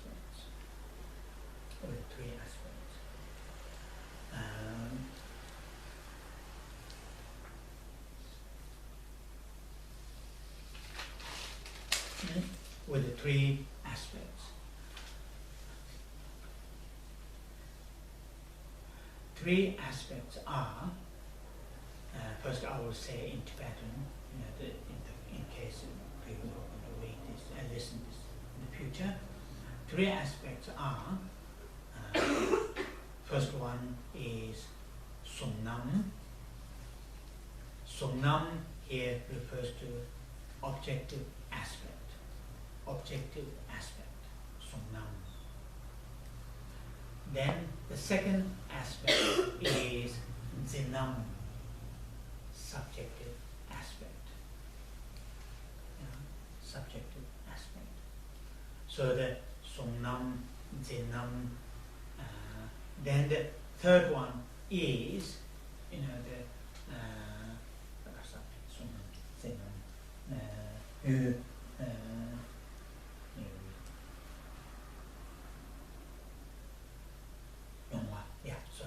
Then it is the the aspect of experience, aspect of experience. So subjective aspect, first objective aspect, Somnam, subjective aspect, Zenam, and the Nyongyo, that is the experiential aspect. So there are three. All the mind, whatever mind occurs, it has these three aspects. For example, if you look at the perception, the sense consciousnesses, like my eye looking at the color and the shape of this page, so that the shape and the color of the page is objective aspect, and my eye having that shape and color is the subjective aspect, and that going through into the process of experience is the experiential aspect. It is not that easy, but it always has these three aspects. Whether it is right, correct mind, or whether it's wrong, incorrect mind, always have these three aspects. Okay? Now, those are something that we need to look at as a general, the background to discuss now this very specific self-grasping of person. So first is, mind always has object, always arises with object. Second, the objects are not necessarily real object, existing object. Third, when mind occurs, it has these three aspects: subjective, objective, experience. If you read Tsongkhapa's Great Lamrim, this is the middle Lamrim, but in the Great Lamrim, gradual, the treatise of the gradual path to enlightenment, which is the most extensive one. This is the middle one. If you look at the second volume, it has three, in English, they put into 3 volumes, and in the second volume, the section where Tsongkhapa is talking about cultivation of compassion, cultivation of love. If you look at that section, he talks about these 3 aspects, how the compassion is, what is compassion, then he talks about subjective aspect, objective aspect, and experience. So, like that. And if you look at in his same text, the great treatise of the stages of the enlightenment in the third volume, where he's talking about mindfulness, tempa, along the cultivation of shamatha, and then again he talks about these 3 aspects. And these are clearly, the style, how the mind is explained. These are clear style of these great Indian masters, like Vasubandhu and his elder brother Asanga and some others. And that's really important for us now to bear in mind as a background. Now this self-grasping of person is also a mind. So it follows that structure. Now we are looking at the specific mental state, self-grasping of person. Self-grasping. I'm using self-grasping of person instead of here. This translator, he uses the term self-grasping of self. It is same, but I use self-grasping of person instead of self-grasping of self, meaning same. Now, self-grasping of person, when that mind occurs within us, because it is mind, it has an object. As we talk about it has an object. So, what is the object? What is the object of self-grasping of person? On what basis? On what basis the self-grasping of person arises? That mind arises. Because my eye consciousness at the present, looking at these papers, that eye consciousness arises on the basis of shapes and colors of this page, this paper. And when my ear consciousness hears the noise of the traffic, that ear consciousness arises on the basis of the noise of the traffic. The noise of the traffic is the object of that. And I can't smell good, delicious food yet, but and so forth. Or if I have on the way going somewhere, when I encounter a very sad situation, as somebody going through tremendous pain and difficulty, and my sense of empathy, when my sense of empathy arises, that not real compassion, but towards that compassion, that my sense of empathy arises on the object of seeing that sad situation. So always like that. So this self-grasping of person, when self-grasping of person arises, it arises on the basis of an object. So what is the object? What is the object of the self-grasping of person? Now, here, people who have studied some of those, the Buddhist texts, at the Abhidhamma text, talking about mental state, you may familiar with that. But if you haven't studied, this may cause you slightly difficult. But I need to say this. Object. When you say object, the mind arises on the basis of object, and objects can be real or fantasies, unreal. Now, this term object in Tibetan, yul, and it is translated in English, object.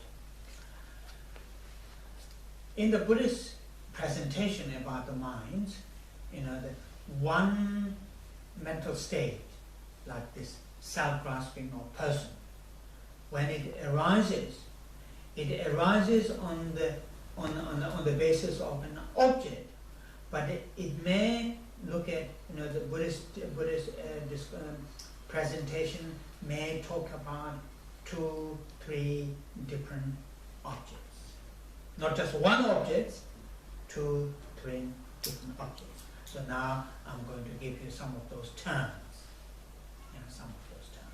First is called a referent. I translate a referent object. In Tibetan, it's called migyul. Migyul, and it is translated. I translate, say, a referent object. This translator, he translates observed object. It is different taste. I don't like that. Observed, it gives me a little bit saying, observed, looking at quite detail, but our self-grasping doesn't do that. It doesn't observe, it just moves. So I use, the other translator also use this thing, a referent object. What is the referent of that self-grasping? To arise. So the first object I will name is called a referent object. Now another object, which again here we need to look at, object is involved. Here is called in Tibetan, first in Tibetan,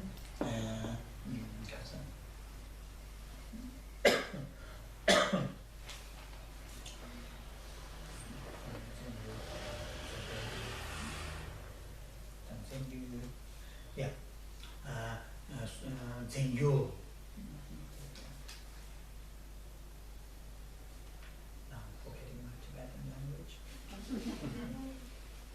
Anyway, I will use this. Usually I use in Tibetan, in English, this object of grasping. Object of grasping. Object of grasping. So we have got two objects.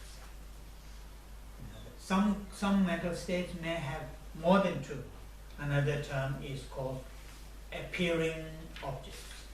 Appearing objects. Nangyu, Sungyu, that's what I was talking about.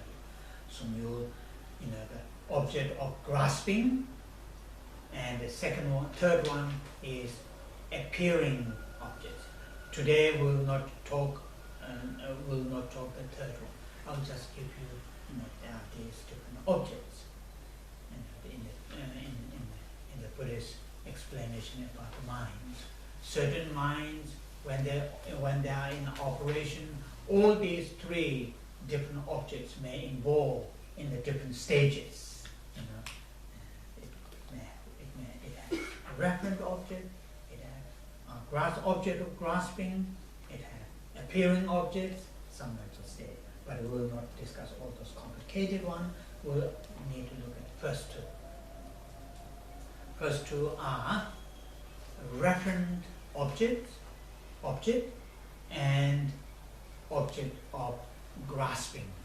Object of grasping. Now we have reached at the cracking point.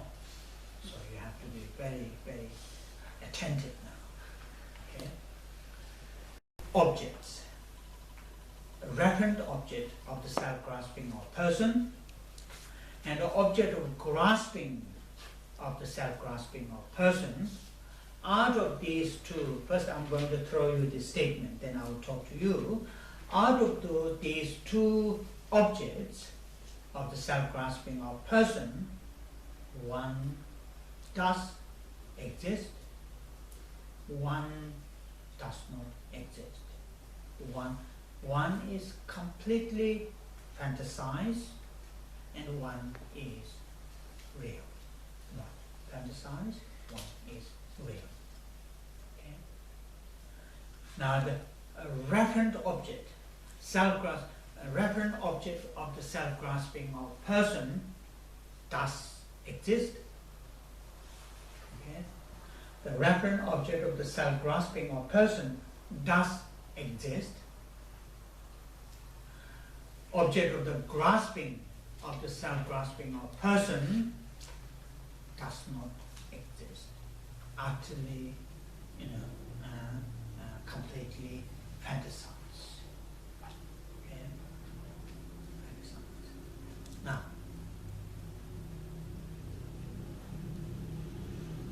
then I'm sure you're already thinking, what is that does exist, and what is that does not exist.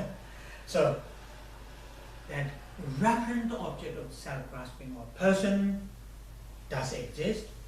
That is the person. I, self, individual, person. That is the referent object of the person. Here, I'm not talking about the manner of how does it exist. I'm simply saying that does exist. I, self, individual, person does exist. If it does, if I, self, individual, person did not exist, we wouldn't be here. You wouldn't be listening from me, I wouldn't be talking to you. So I does exist, and so on and so forth. Person, the agent, the actor does exist. So the referent object of the self-grasping of person is the person, the I, or the self, or the individual, or the actor. It must be I. It must be I. It should be when I have self-grasping of person, that my self-grasping of person, its a referent object should be Tashi. Not you, not anybody. Your self-grasping of person, its a referent object must be your identity. Not mine, not your friends, not your girlfriends, not your, or so and so. It is very, very precise. It won't move any other things than I. Because it says self-grasping of person. It didn't say self-grasping of phenomena, it didn't say self-grasping of body or anything like that. It says self-grasping of person. Its object, its referent object must be the person. My self-grasping of person, its referent object could not be my eyes, my nose, my head, my body, not at all. As soon as my self-grasping, it changed its referent object from the person to my eyes, my ear, my nose, my body, then it becomes self-grasping of phenomena. Are you following with me? It's very, very important here. Now this we have to repeat this several times later, but first look at this one. Now, my self-grasping of person, its a referent object is I, Tashi, the I, the self, the person, the individual, the actor. And my self-grasping or person perceives that actor, that agent, the I, in a very peculiar fashion. In a very peculiar fashion. In a very sort of, in a very peculiar fashion. How my self-grasping or person perceives or grasps, now these are saying, perceives, grasps, Tashi, the I, this actor, exists in and of itself. I'll repeat that. Don't give me a very funny face. So, my self-grasping of person, its referent object, which is the I, which is the person, which is the individual, its referent object perceives in a very, very peculiar manner. What is in a very peculiar manner? What is in a very strange manner? It perceives that I, or the self, or the individual, exists in and of itself. Are you following with me? Okay, now this perceiving in that particular fashion, in and of itself, is object of grasping. Yeah? Object of grasping. Object of grasping. Now, I just rest here. I will bring an analogy, an example.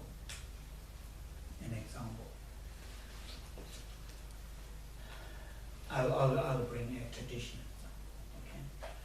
Okay? One of the traditional examples is this. Perceiving mirage. If you walk in a desert, long distance, and all these heat, sand, long distance, thirst, all these conditions may create seeing mirage. Long distance, somewhere there, plenty quantity of water, flickering, waves, and so on and so forth. So now, that color, the shade, the flickering, the like a wave, that does exist.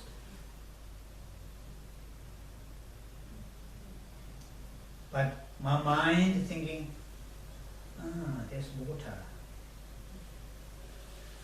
What does not exist? Water.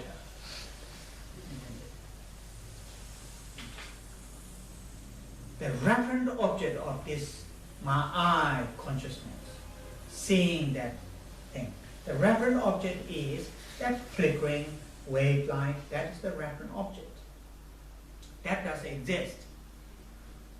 Then grasping, there's water, that does not exist. I'm not saying grasping does not exist. What is grasped? What is grasped? Water. That does not exist. And that is object of grasping. Now if we come back in here, self-grasping of person. The referent object of the self-grasping of person is the agent, the person, the individual. That's the referent object. Like that, the flickering, it looks like a wave, green color, I don't know, blue color. Because we had a discussion the other day, the Tibetans can't distinguish between blue and green. So anyway, so that does exist. So similar to that, the referent object of the self-grasping does exist, that is the individual, that's the person. Believing, perceiving that referent object, the I, the self, exists in and of itself, that does not exist. And that is the grasping, object of grasping. So one does exist, one does not exist out of the two objects.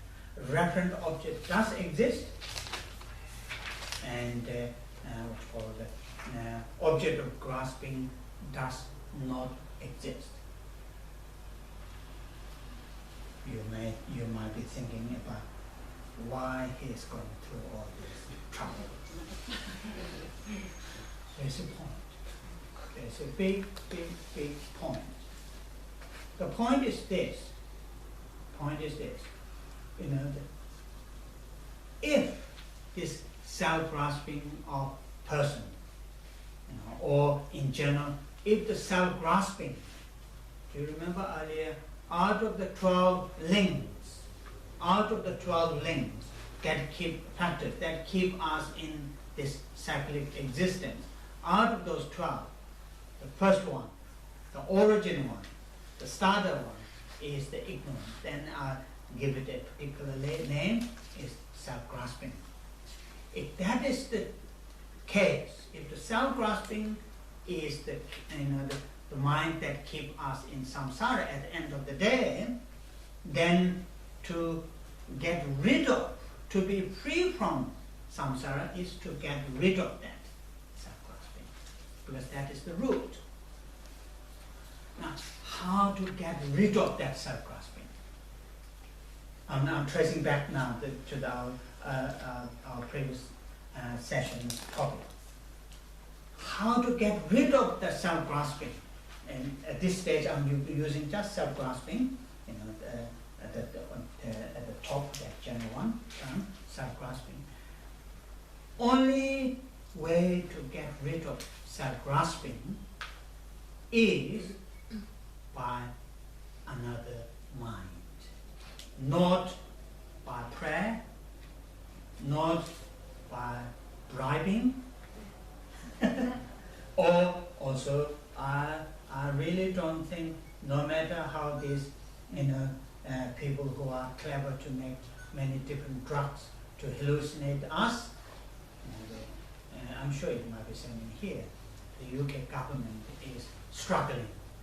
UK government is struggling last many years to criminalize selling different drugs. Not those, the very well-known drugs, what's called the cannabis and those other things, but very, the chemicalized drugs, like in the certain medicine type drugs. And recently, just I think maybe not more than three weeks ago, now the Home Office is going to introduce a new law. Any drug except medicine, whoever sells any drug except medicine, if they sell the drug, then they will be prosecuted, because they can't catch up. If they say, or if you sell this drug which has this chemical, this is illegal, but 2 weeks later they will have another drug which has a slightly different chemical, so they have a difficult to catch up. So now they're going to introduce a new bill saying, except the medicines, any other drugs they sell is illegal. But I'm saying, why I'm saying this one? I lost my Another line? Sorry? Another line? Oh yeah, no, that's correct. Now, even these sophisticated, clever drugs cannot get rid of self-grasping. Only to get rid of self-grasping is another mind. And that's what I'm coming here now. I'm coming here. Now, how to, for example, take an example.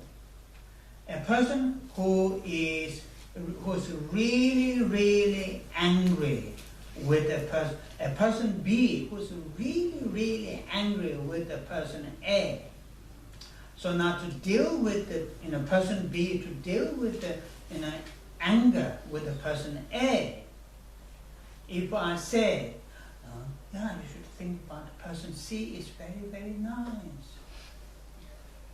Will it work? It will not work. There's no connection with the person B and person C. Now, the person A is very, very angry with the person B, but if I say, oh, to deal with your anger with the person B, to say, oh, person C is very, very kind, very, very gentle, if you say that, it will not work.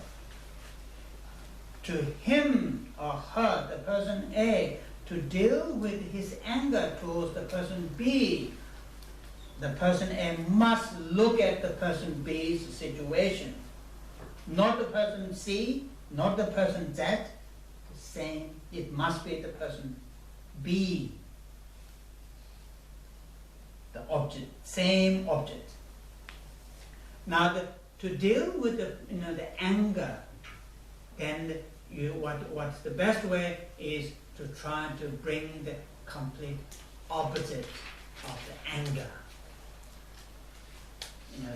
The person B, person A, angry to the person B, to deal with that anger, the best way to deal with the anger, look at the person B and bring the complete opposite of anger.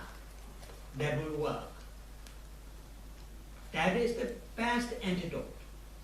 Not easy at all, but long term, that's the best, the antidote. And that's how our mind works.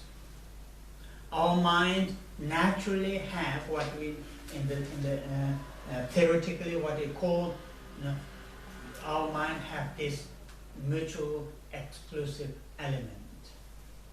Mutual exclusive element. Ability to say, for example, if when my mind understand on this table, there's a recorder, then no matter how nicely, how how sort of forcefully, or no matter which way somebody comes to say there's no recorder on your table, never going to convince me, because my mind already seeing there's a recorder. It is impossible in my mind to have at the same time to have saying there is a recorder or there isn't a recorder on my table. These two cannot coexist at the same time. It is the law, natural law. I mean, crazy people, crazy mind can do it. Say, oh yeah, there is a recorder also, oh there's no recorder. But that's a different sort of level. The usual sort of, the general mind, this is how it works. When there is mind, there is a recorder, as long as that mind is inactive, there isn't a recorder, that mind cannot come. Or as other one is active, the other cannot. That's what they call mutual exclusive. One, not both. And it's the same in here. Anger and love to one person at the same time cannot going to have together. It cannot going to experience. One person, the person A cannot experience hatred as well as love to the person B at the same time. One have completely different experiences, exclusive experiences. That's what these teachers are trying to talk about. Okay, that is the example. Now going back to our own subject. Now the point why I am going through these two detail on this self-grasping of person, saying it has its referent object and it has its object of grasping.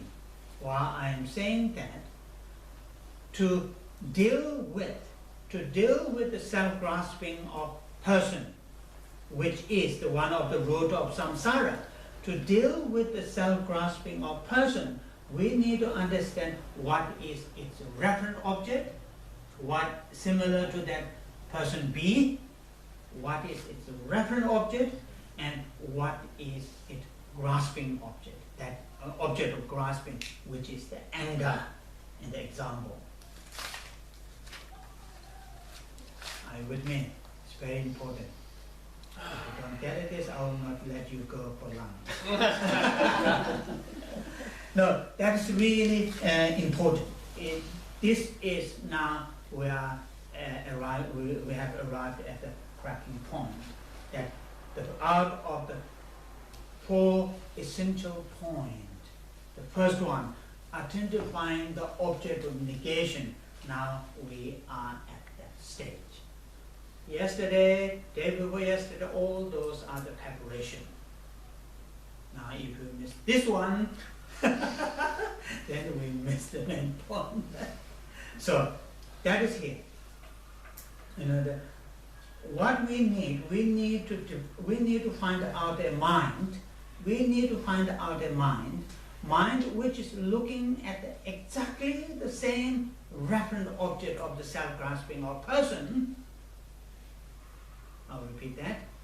We need to find out a mind which is looking at exactly the referent object of the self-grasping of person, but holding completely opposite of the object of the grasping of the self-grasping of person. I'll repeat that. Yes. Important. We need to find out a mind. At this stage, I'm not labeling. I'm not giving any label, any name. I'm just saying we need to find out a mind looking at the same referent object of the self-grasping of person. Looking at the same referent object of the self-grasping of person. However, perceiving, whatever you use, perceiving, grasping, completely opposite from the object of the grasping of the self-grasping of person. Okay? Completely, we need to find that mind, looking at the same referent object, but grasping completely opposite from the object of the grasping of the self-grasping of person. Okay? Have you got it now? No. Don't ask any question now. If you ask me question, I'm going to explore now. Now, do you remember first? Think about the referent object of the self-grasping of person. Put that in one side. And that is, which is the existing one. Out of the two objects, one exists, that is the referent object. That is the person, the individual, the actor. Now we said object of grasping. Do you remember that second object? Object of grasping, did I say that? Yeah, object of grasping. Now, what is the object of grasping, of self-grasping of person? It is the it believes the referent object exists in and of itself. That is the object of grasping. I'll repeat that. The second object, or which is the object of grasping. Object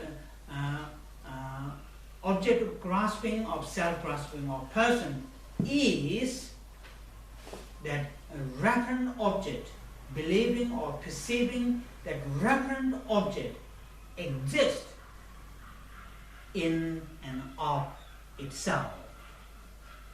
That is the object of grasping. Now, look at that one. Now, we have to have a mind which is looking at the same referent object, of the self-grasping or person. That means looking at the actor, but having completely opposite view, or holding completely opposite from the grasping object of the self-grasping or person. That is, grasping object of the self-grasping or person is the person exists in and of itself. Now I don't have any other things to make it more clearer than that. Okay? It is now 1 o'clock. Better to have a lunch. We'll come back. As I said, we need to look at that again and again. At least 3 times. Okay? Yeah. Now I'm not sure what I'm going to talk. My tongue is really full. Okay. So this afternoon, we'll start the session once again saying the Heart Sutra mantra by Pratikati Parasankata Soha.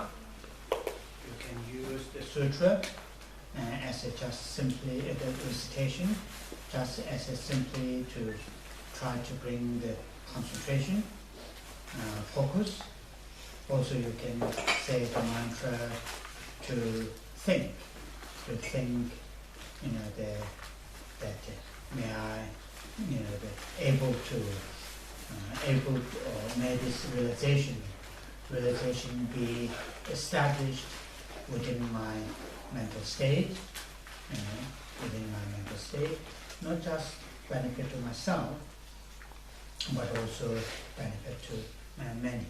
So with that kind of thought, we will start the session saying the Heart Sutra together several times.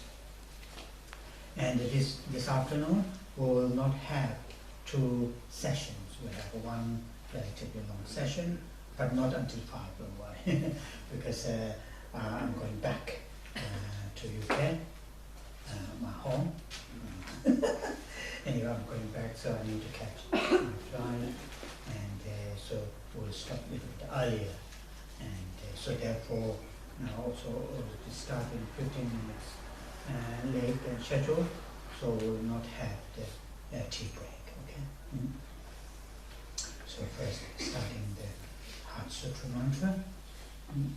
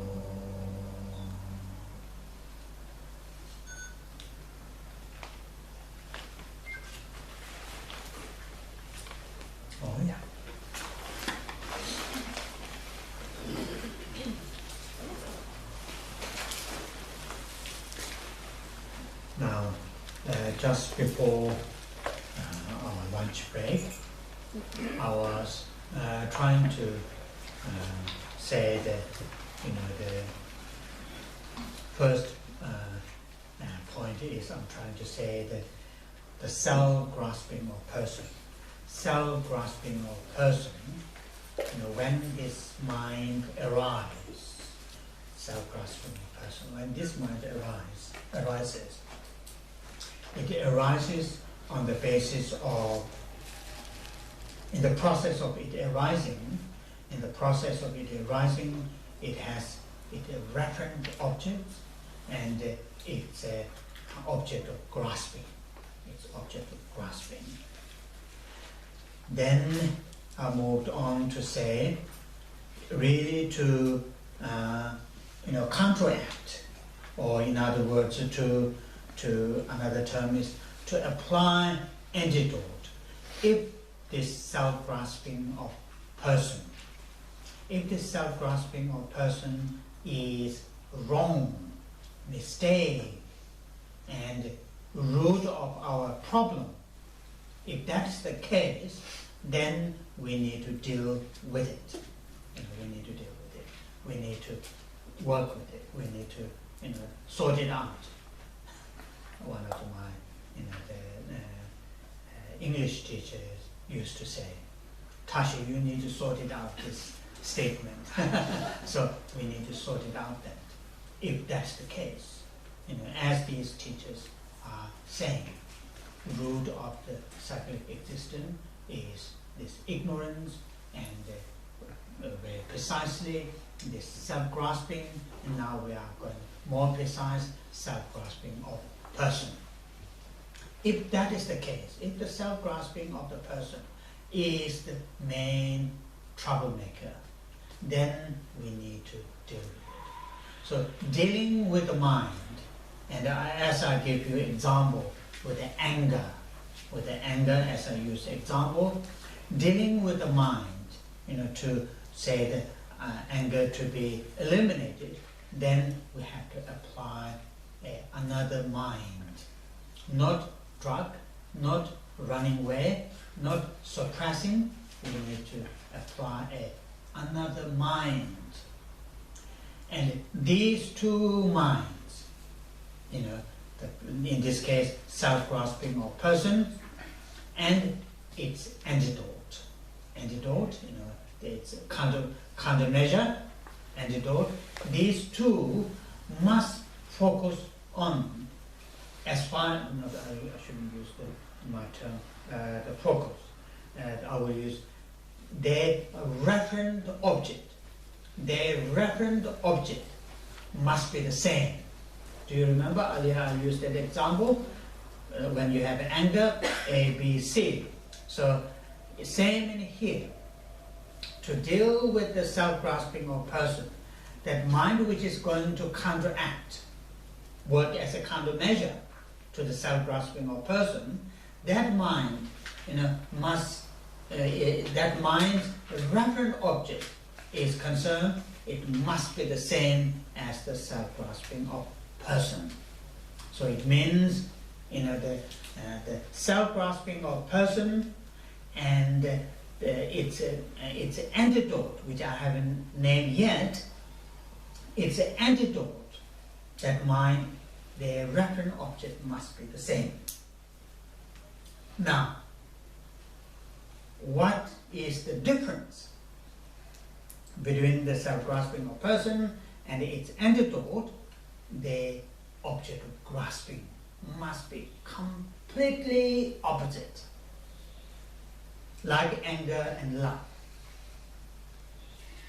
Like anger and love, self-grasping of person and the antidote to that self-grasping of person, to deal with the self-grasping of person, that mind, these two minds, as far as their referent object is concerned, same referent object, that is the person, that is the individual, that's the actor, and whatever term that you use. As far as the object of grasping is concerned, must be completely opposite. Completely opposite. Now, you already know grasping object of self-grasping of person. Do you? I hope so. Grasping object of self-grasping of person. That is that self, the referent object. The referent object being seen or being viewed or perceived exists in and of itself. That is the object of grasping object. Grasping or object of grasping. Which is object of grasping. That's sometimes I use other way around.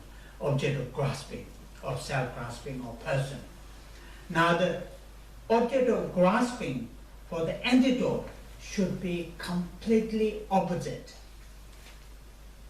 The perceiving the referent object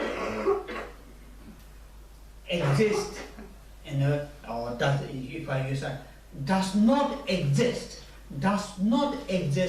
in and of itself. Are you with me? Now, this is important.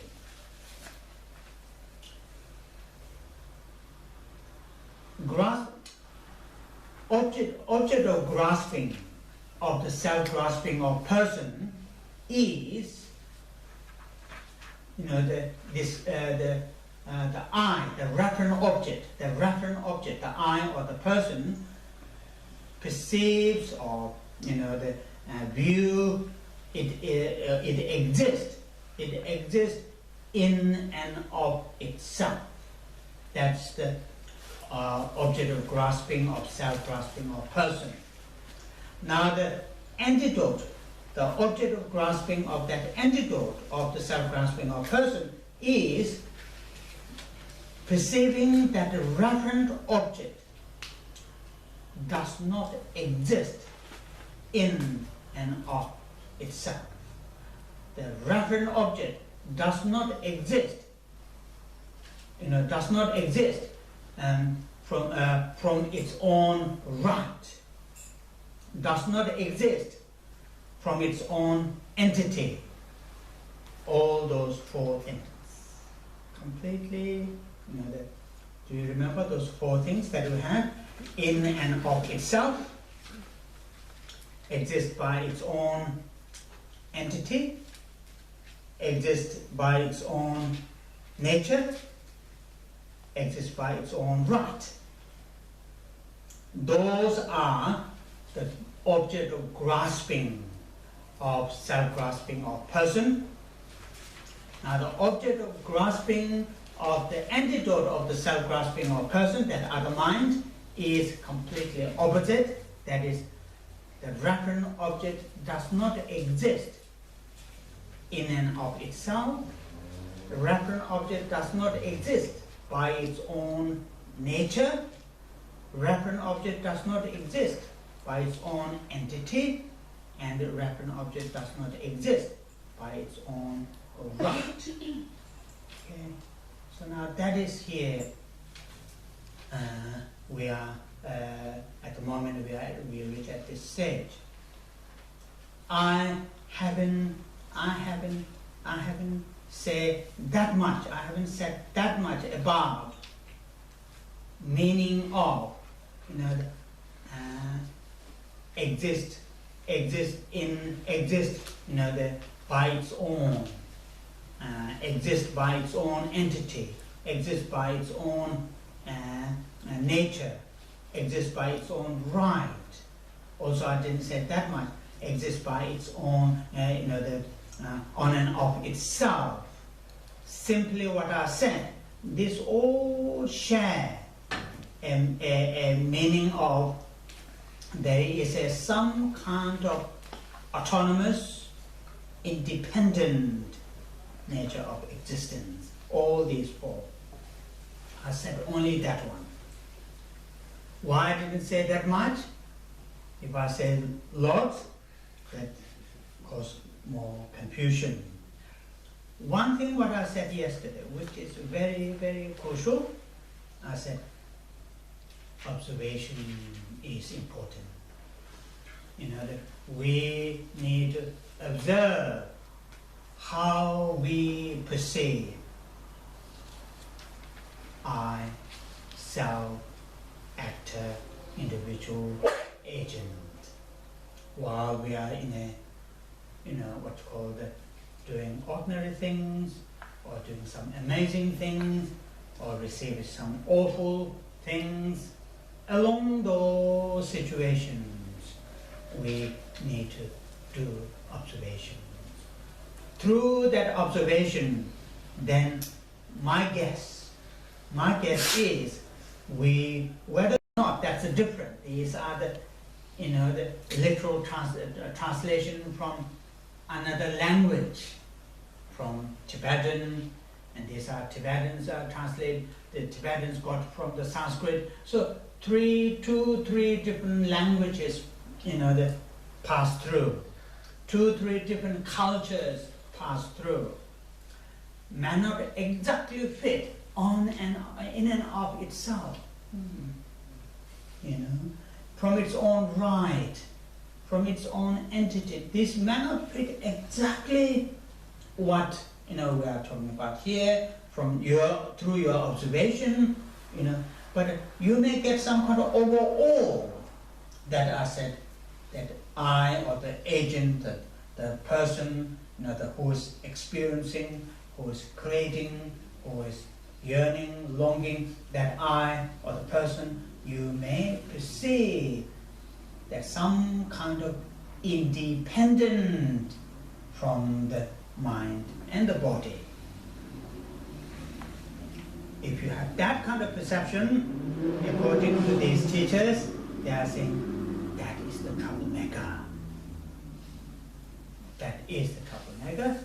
That is the self-grasping of person. That's what they are saying. As I said many times, we don't need to believe exactly what they said. What do we need to do? We need to do further analysis. If I hold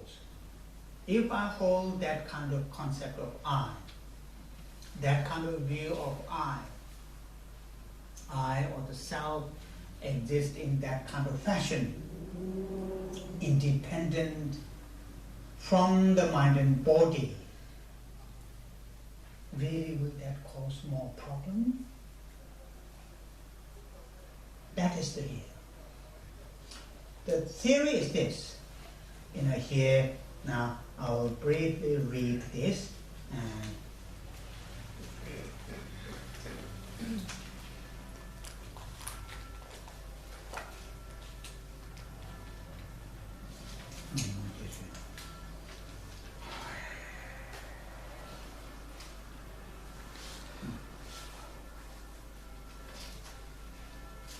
Must be one short statement. She's supposing.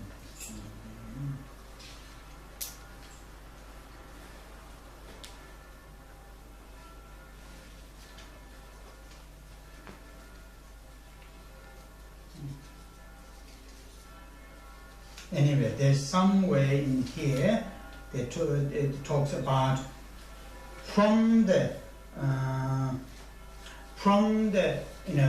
this kind of self-grasping of person, then attachment and aversion starts. As soon as we have this concept, that view of self, have that kind of some kind of independent, autonomous entity, then when the things come into there, kind of like something which we like it, something that we dislike it, then that like and dislike become very concrete because of this concept of or notion of this self as a like quite autonomous. And that is what now we are I'm in the pressure of time. I couldn't see the exact but it is here. So that is the point, which we need to analyze. His Holiness Dalai Lama gives this example, which I thought is quite a good example. He says this: go to I don't think he never been himself, but he uses this example. When you go to a shopping center and you see a beautiful object, a good, nice, attractive object, and it is at that time it is in the case, in the shops, the glass case, quite nice, and you haven't paid, you haven't bought it, but you say, oh, it's nice. That moment, if that object somehow accidentally drops and it breaks into pieces, you may think, oh, how shame, it's a really nice object, it's broken down. Or if some people say, okay, just but same object is bought, is you paid, become your, and you paid, and you got the bill, and the object drops on the shop floor and breaking into pieces. So our reaction is very, very different from the previous scenario. This one, very painful, shocking, all sorts of things. Earlier case, how shame. Oh, that's it. Then move on. This one, it may last many, many days. So that is here, Ngadzin in Tibetan. That means that when that, the I, this mind, that become that I, extend to become mind, then it has this, the extra baggage, I usually call it, an extra baggage. A reason here is this, that I who bought that, I who paid that, and I who earns that object now, have this kind of concrete, autonomous sort of, the concept that I, who earned that object, who paid that bill, who, bought it. And that is really something nice example. So idea here, the theory is this. Theory is this.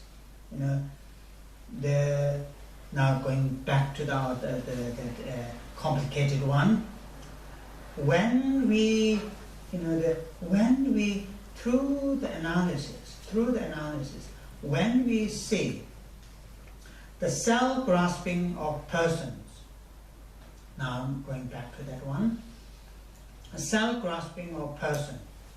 Self-grasping of person, it's not a referent object, but it's object of grasping.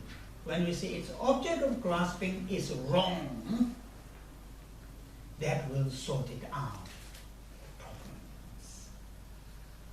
When we see that its object of grasping is wrong. In other words, that perceiving, seeing, viewing the referent object. That means the I or the self exists in and of itself. That is wrong. I does not exist in that fashion.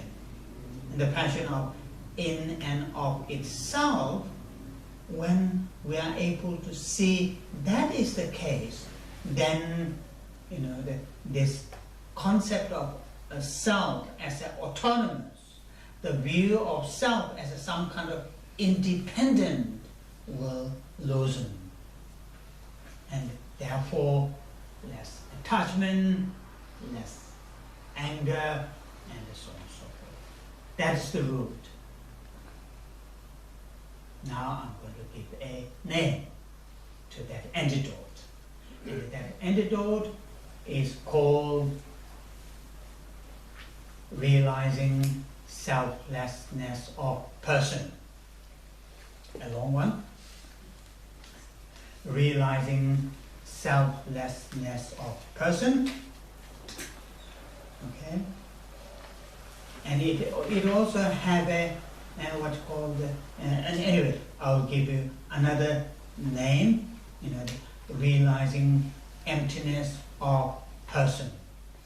So same, realizing selflessness of person or realizing emptiness of person. So what is here realizing? When you say emptiness of person, it's not some kind of shining, bright light. When you say realizing emptiness of person, what is that emptiness to be realized related to the person? It's not some kind of shiny, very bright or blissful. No, it is simply that is the not case. The referent object of the self-grasping of person, that is the person, that is the individual. Individual, the actor, does not exist in and of itself. Although the self-grasping person believes that how the self or the individual exists in that way, but through our analysis, through our examination, when we see that is the not case, it is completely opposite, then we have realized selflessness of person or emptiness of person. Quite often, again, His Holiness Dalai Lama says, when that happens, then we can go to a long, long, long holiday.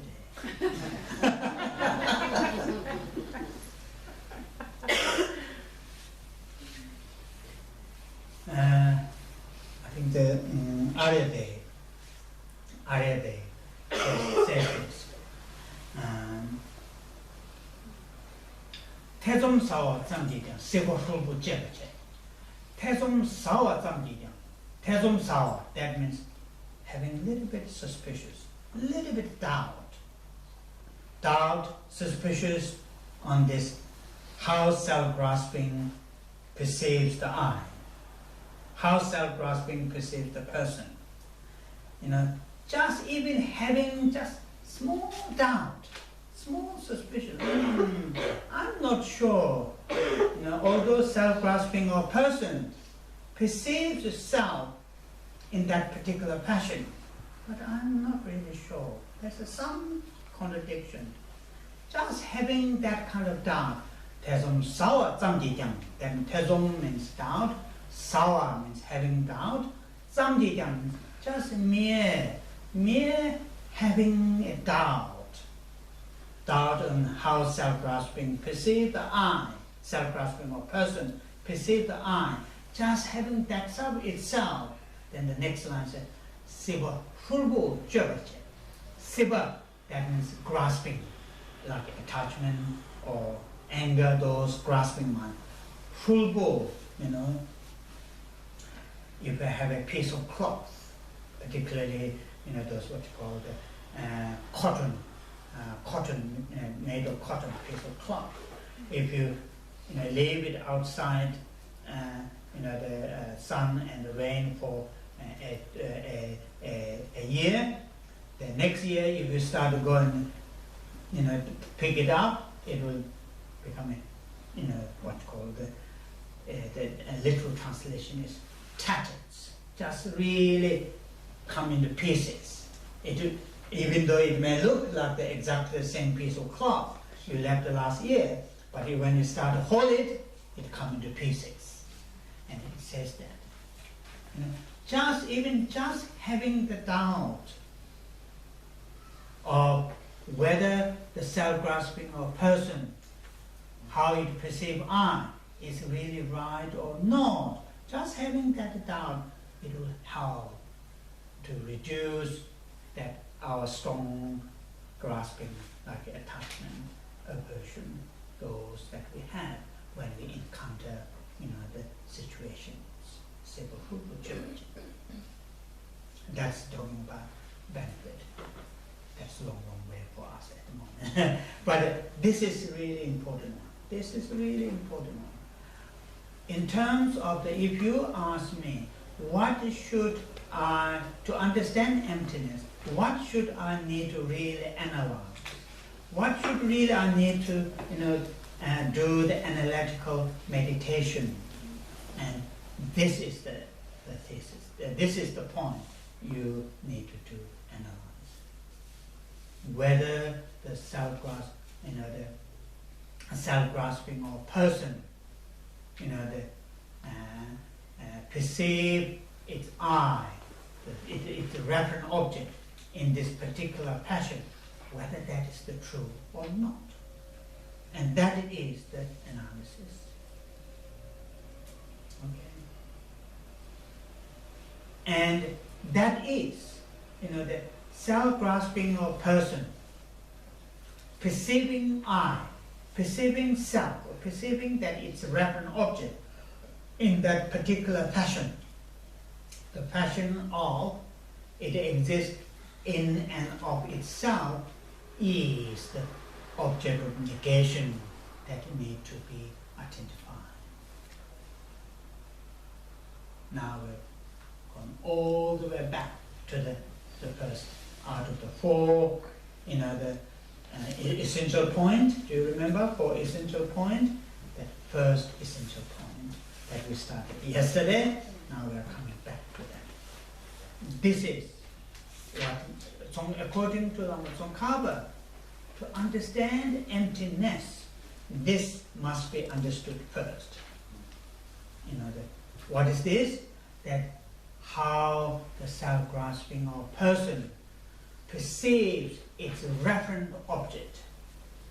And it perceives its referent object, that is the person, that is the individual, if the referent object exists in those passions. And that is the object of negation. And that need to be identified. There's a nice statement made by one of the great Indian masters. Kumbu chi chungwa dang go pa cheba. Kumbu means thief. If you want to know, the what's called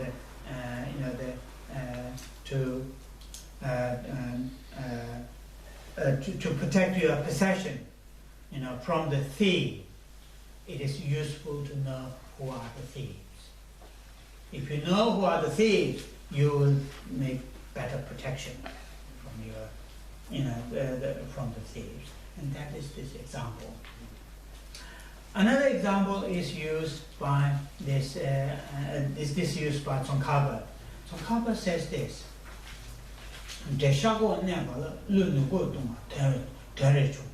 That means, although your target is on the east, but you are shooting on the west, towards the west. So suppose you are shooting, the either bow and arrow or gun or whatever. Your target stands towards east, but you are shooting towards the west. Shouldn't be like that when you are meditating on emptiness. You must have your target. You must have your target, and this is the target. Target is the manner of how the self-grasping or person perceives the self, the person, the individual. That is the object of negation. Okay. Now, sorry, I'm running a little bit, rushing a little bit now. Here, Tsongkhapa made 4 or 5 quotations from Nagarjuna, from Chandrakirti, from Ayurveda, to talk about the importance of how the self-grasping of person is eradicated, and I want to touch on one quotation, which is a very important one. That is this Dharmakirti, great Indian master, which also made quotation yesterday. Dharmakirti. He says this. Teyu sunjung mabani, teyu sunjung mabani, tebongwani numayin. So first I will literally translate. Teyu sunjung mabani. So this is the talking about how to eradicate or how to eliminate those mental states that we want to get rid of, that we want to eliminate, that we want to be free from. So that the quotation is on the context of that one. Teyu sunjung mabani. Without refuting, in this case, or without refuting the object of grasping, of self-grasping of person,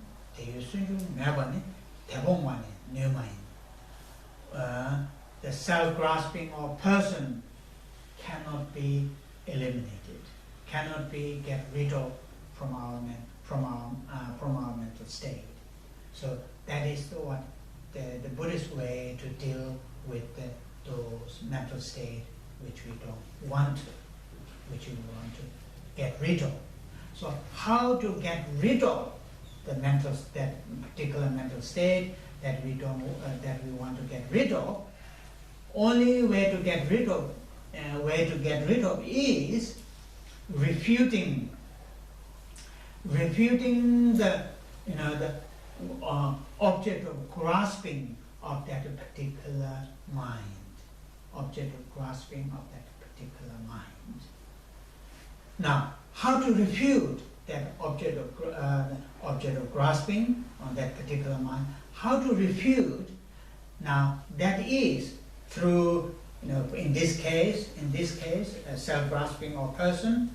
How to refute self-grasping or object of grasping of self-grasping of person? How to refute?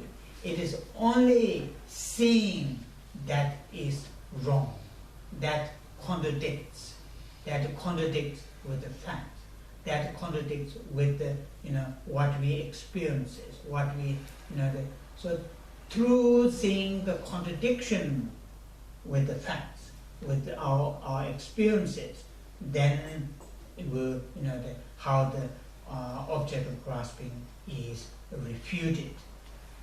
Refuted. I will give you one nice good example. This is culture example. In India, nowadays not much happening, but around these great masters, the Buddhist time and also later, much later, time, when these two, the scholars holding completely two different contradicting views, and sometimes these two scholars, then they have many followers, and when they have different views, contradicting views, then they set debate, public debate. And this is one of the reasons, first I will say the story, the public debate. What happening there, in the public debate, they will say, if you manage to convince my view is wrong, if you manage to convince me my view is wrong, from now on, from then, I will follow your tradition, your path. Or if you lose your argument, you have to follow my tradition. And that is the tradition in India those days. They're having different views, different theories, and they have this lots of debate. And quite often, whole sort of, the followers go with that. And how that is done, it is, one person is, the person A is holding a particular view, and the person B argue with that, saying, look, this view, the view that you are holding has this contradiction. It doesn't go with the fact, this and that, and this and that. And this kind of honest debate, and they start to accept it when they see the contradiction. And that is the mind, seeing the contradiction, even though it is a big thing, losing, their faith, and also losing their long-term, what they have done, but still seeing this, what the view they are holding is completely contradictory. And that is the power of the mind. The power of the mind. So that is what this Dhammakirti, this is statement. So only way to get rid of these wrong, distorted mental state is seeing or refuting the object of grasping is wrong, is mistake. So in that case, what we need is, we need a very, very sincere, observation, sincere analysis, sincere in the sense of open. And that's why one of the reasons why His Holiness Dalai Lama is very much, impressed by the, not all, generally speaking, Western science methodology and the scientist attitude, having this kind of a very open attitude. They don't draw the end conclusion, saying that's the end, there's nothing different, there's this.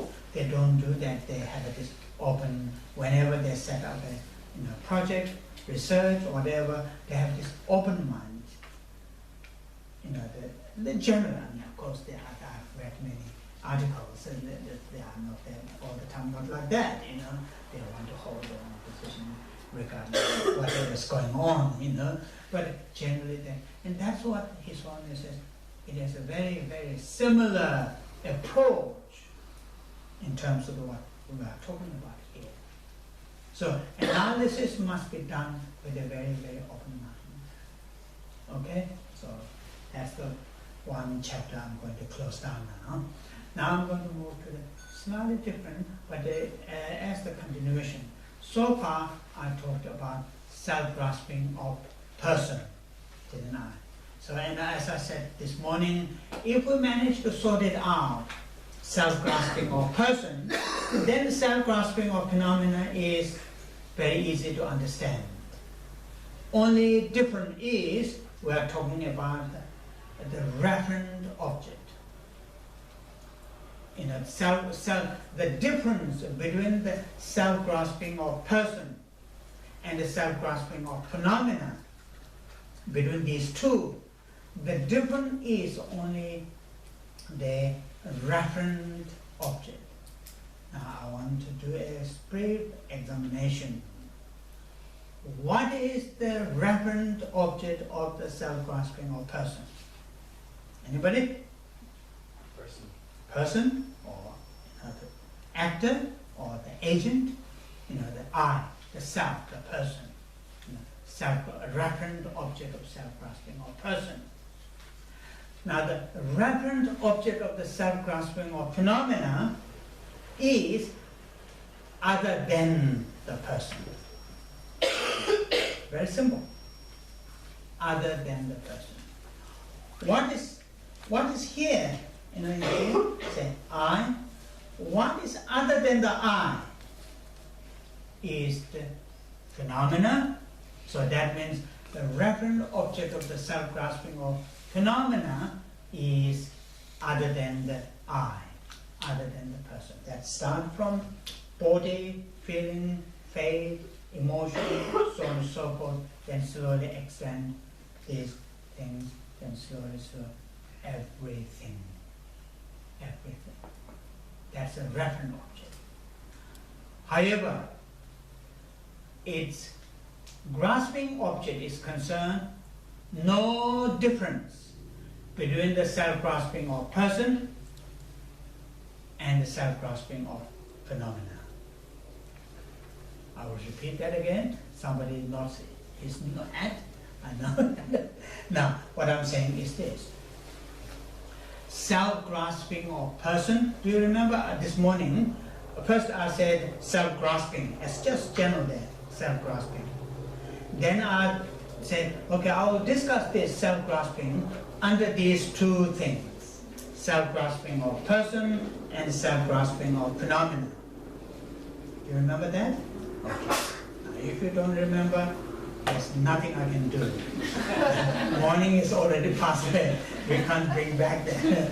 Now, then I said, okay, between these two, if we manage to sort it out, the self-grasping of person, then dealing with the self-grasping of phenomena is quite straightforward. That's what I said. Therefore, all this morning and now almost half an hour, we have looked at self-grasping of person. We look at its referent object, we look at its object of grasping, and also we look at its antidote, how antidote is applied. We have done all those things. Now I'm briefly going to talk to you self-grasping of phenomena. That's what I'm doing now. So in that what I'm saying is, now dealing with the self-grasping of person and the self-grasping of phenomena, what's the difference between these two with regards to their objects? Yeah? With regards to their object, their referent object is different, their object of grasping is same. If you write down that, then it's very straightforward. It's very simple. What I'm saying is the difference between the self-grasping of person and the self-grasping of phenomena with regard to their referent object is concerned is different. With regards to their object of grasping is concerned is same. Yeah? Because if their referent object is different, the self-grasping of person, its referent object is the person, the I, the actor. The self-grasping of phenomena, its referent object is other than I. Rest of all, not I, rest of all are its referent objects. Now, its object of grasping is same. Object of grasping is same. The self-grasping of person and self-grasping of phenomena. Now, I will give you this, if you look at this one. Now, repeat once again. The object of grasping of self-grasping of person is this, isn't it? Self-grasping of person, this is the mind, perceive the person or the individual exist in and of itself. So that person exists in and of itself is the object of grasping, isn't it? Object of grasping of self-grasping of person. Now if you go here, self-grasping of phenomena. The self-mind, which, this mind, self-grasping of phenomena, perceives the phenomena or my body, take my body as an example, the body exists in and of itself. So, this self-grasping of phenomena, that mind perceives my body, or the mind, the mind, any kind of mind, in this case my mind, perceiving my body, so it means my body become its a reference object, perceiving my body exists in and of itself. It's exactly the same in here. And that is its object of grasping. So in terms of the object of grasping is concerned, is the same. In other words, manner of grasping, manner of perceiving is exactly the same between these two self-grasping of person and self-grasping of phenomena. What's the difference is the reference object is different. Okay? I will give you one example, then if you don't understand, I will run away. So the example is this. Saying that a Swedish guy have a what's called the blonde hair, and the English guy have a blonde hair. Reference object is different. One is Swedish man, one is English man. The grasping object is same. Grasping both have what's called the blue hair. Blue hair, what's called the yellow hair. What we call yellow hair. Passable. Here in English you call Blonde. Blonde. It's better, isn't it? Blonde. If you say yellow, that's what we Tibetans say. Yellow hair. Blonde hair. We don't say blonde. Blonde is quite a nice one. So yellow hair. So in terms of the grasping is concerned, it's same, but the reference object is different. One is Swedish man, one is Englishman. But how it grasp is same. They have blonde hair. It's exactly the same in here. Self-grasping of person and self-grasping of phenomena. Their reference object is different. One is person, one is other than person. The object of grasping is same because they both grasp, they both conceive, the person and the other than person exist in and of itself. That's it now. I want to move on. Okay, now that is called now here. You will hear saying. First of all, you will hear selflessness. Selflessness. That is exactly opposite of self-grasping of person. Oh, sorry, I shouldn't say selflessness. Realizing selflessness. that is completely opposite to the self-grasping. Okay, I'll repeat that. Now, realizing selflessness, that is complete opposite to the self-grasping.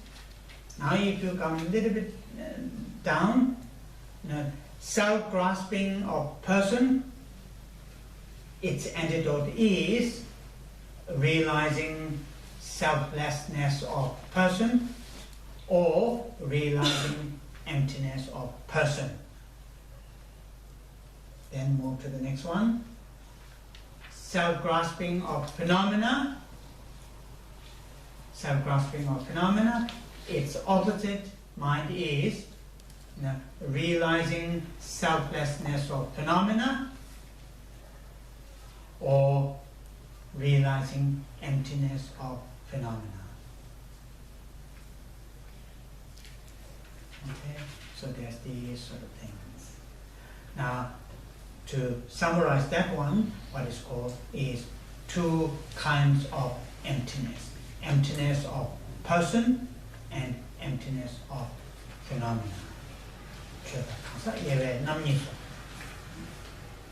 Okay. Now that is really more or less today the out of the four essential points. I will try to finish the first essential point. The remaining three essential points, I'm going to do marathon running. Okay, 100-meter running. It is also, the first one, out of the four essential points, first one is very, very important, particularly for the Westerners, because remaining three essential points to understand person has to have the background understanding of Buddhist logic. Buddhist logic.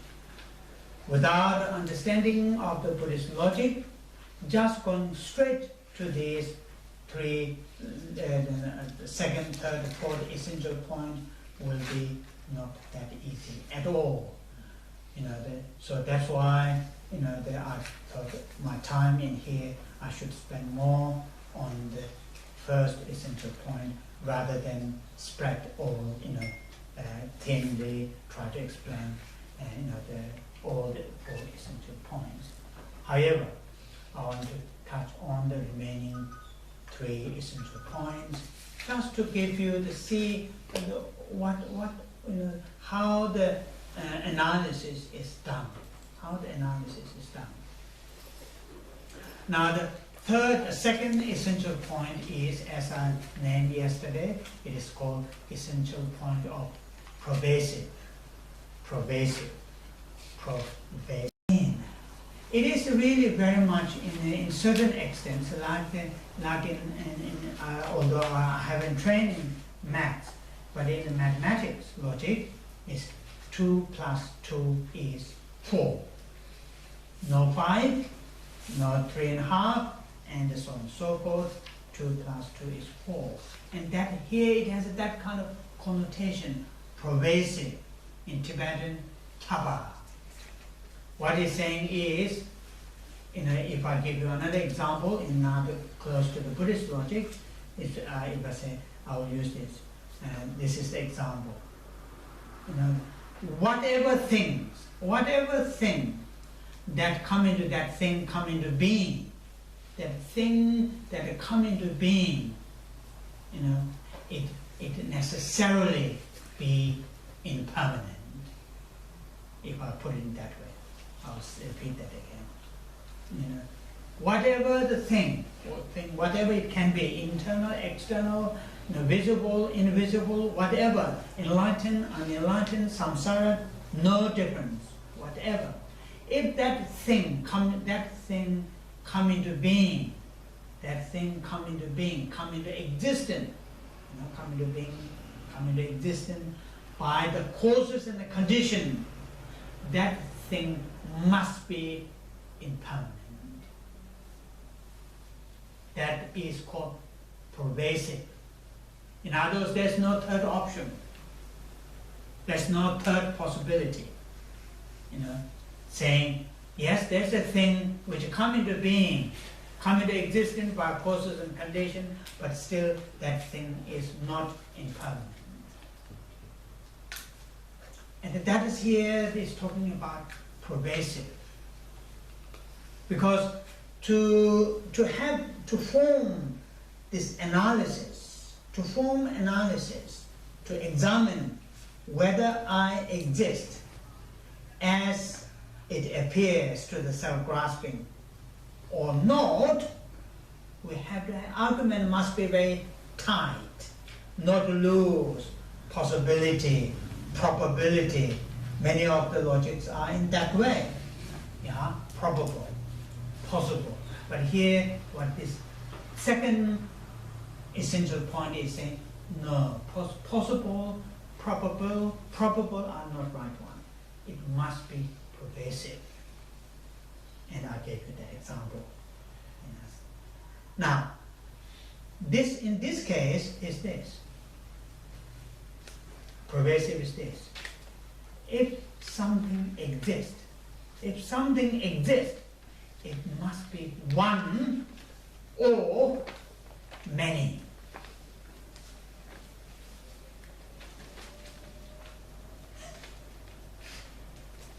If something exists, internal, external, small, big, important, not important, no different.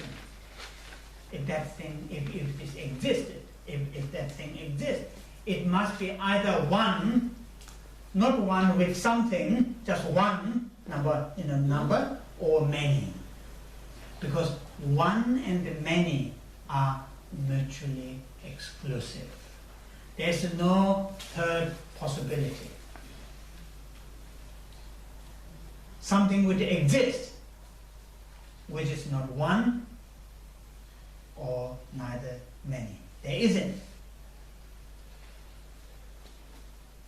That's the meaning of mutual exclusive.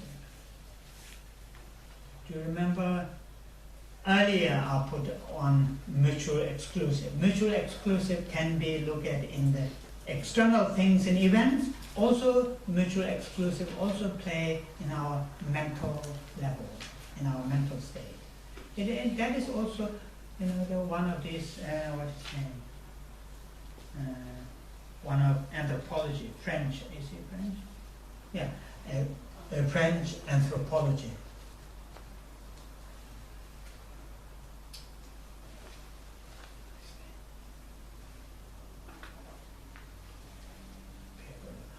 Lévi-Strauss? Lévi-Strauss, that's right. Who's that? Who's you? Yeah, Lévi-Strauss. Lévi-Strauss, French anthropology, early, mid 20th century, and anthropologist. He formed his structuralist, and so structuralist to explain the structure of human nature, structure of human, the sort of nature and society and culture, and initially the structuralists start from this what is name, Swiss linguistic. Chomsky. Not Chomsky is not Swiss. Saussure. The Saussure. Binary theory. It's called binary theory. So binary theory is a theory. What they said, this Lévi-Strauss, he examined, he analyzed these mysterious elements in our society, mysterious belief in us, certain beliefs or the other certain mysterious. Why these are quite universal, these mysterious beliefs and histories, stories, and many different things. And he, his theory is within, there is this binary, up and down, high and low. They all are this binary opposition. That's what he called it, binary opposition. And it is similar to in here. I'm not saying exactly the same because I haven't studied his theory that much. I read one or two of his books, and very difficult to understand. But this one is also here. There's some similarity. What we are talking about is mutual exclusive. In other words, whatever exists fall into these two categories, either one or many. There's no third possibility. So that is talking about pervasive. So then the argument moves. This is the second essential point. I just want to briefly mention to you this. Now, on this basis, this binary opposition or mutual exclusive theory, on this basis, the Buddhist logical statement is similar in the Western, certain cases, Western logic, modern logic. In terms of the logic statement, there is a subject, there is a predicate, there is a reason, and then there is an example. Always follow like this. 4 components: subject, predicate, reason, and example. Example is not important for the time being. Now, these 3, subject, predicate, and reason. The reason is to prove or disprove that subject is either predicate or not. And that is the reason. So the reason, this third one, the reason to prove the subject is the predicate or isn't the predicate. To prove that, the reason and the predicate must have a strong relationship. And that relationship is called pervasive relationship. Pervasive relationship. For example, I will give you a simple statement. Statement is this: body is impermanent. Body, subject, is impermanent. Predicate, because it is product. Logical statement. Now, this third component, which says product, if this product, to prove body is impermanent, the product and the impermanence must have a strong relationship. Otherwise it will not work. If I say body is impermanent, body is impermanent because it is made of bone or made of flesh, not necessarily it will work. Although it is the case, body is made of flesh and bone, but it will not make the proper logic. So it must have this pervasive, because if it is product, as I mentioned earlier, if it is product in the sense of produced by causes and conditions, it must be impermanent. There's no other options. And that's what here saying pervasive.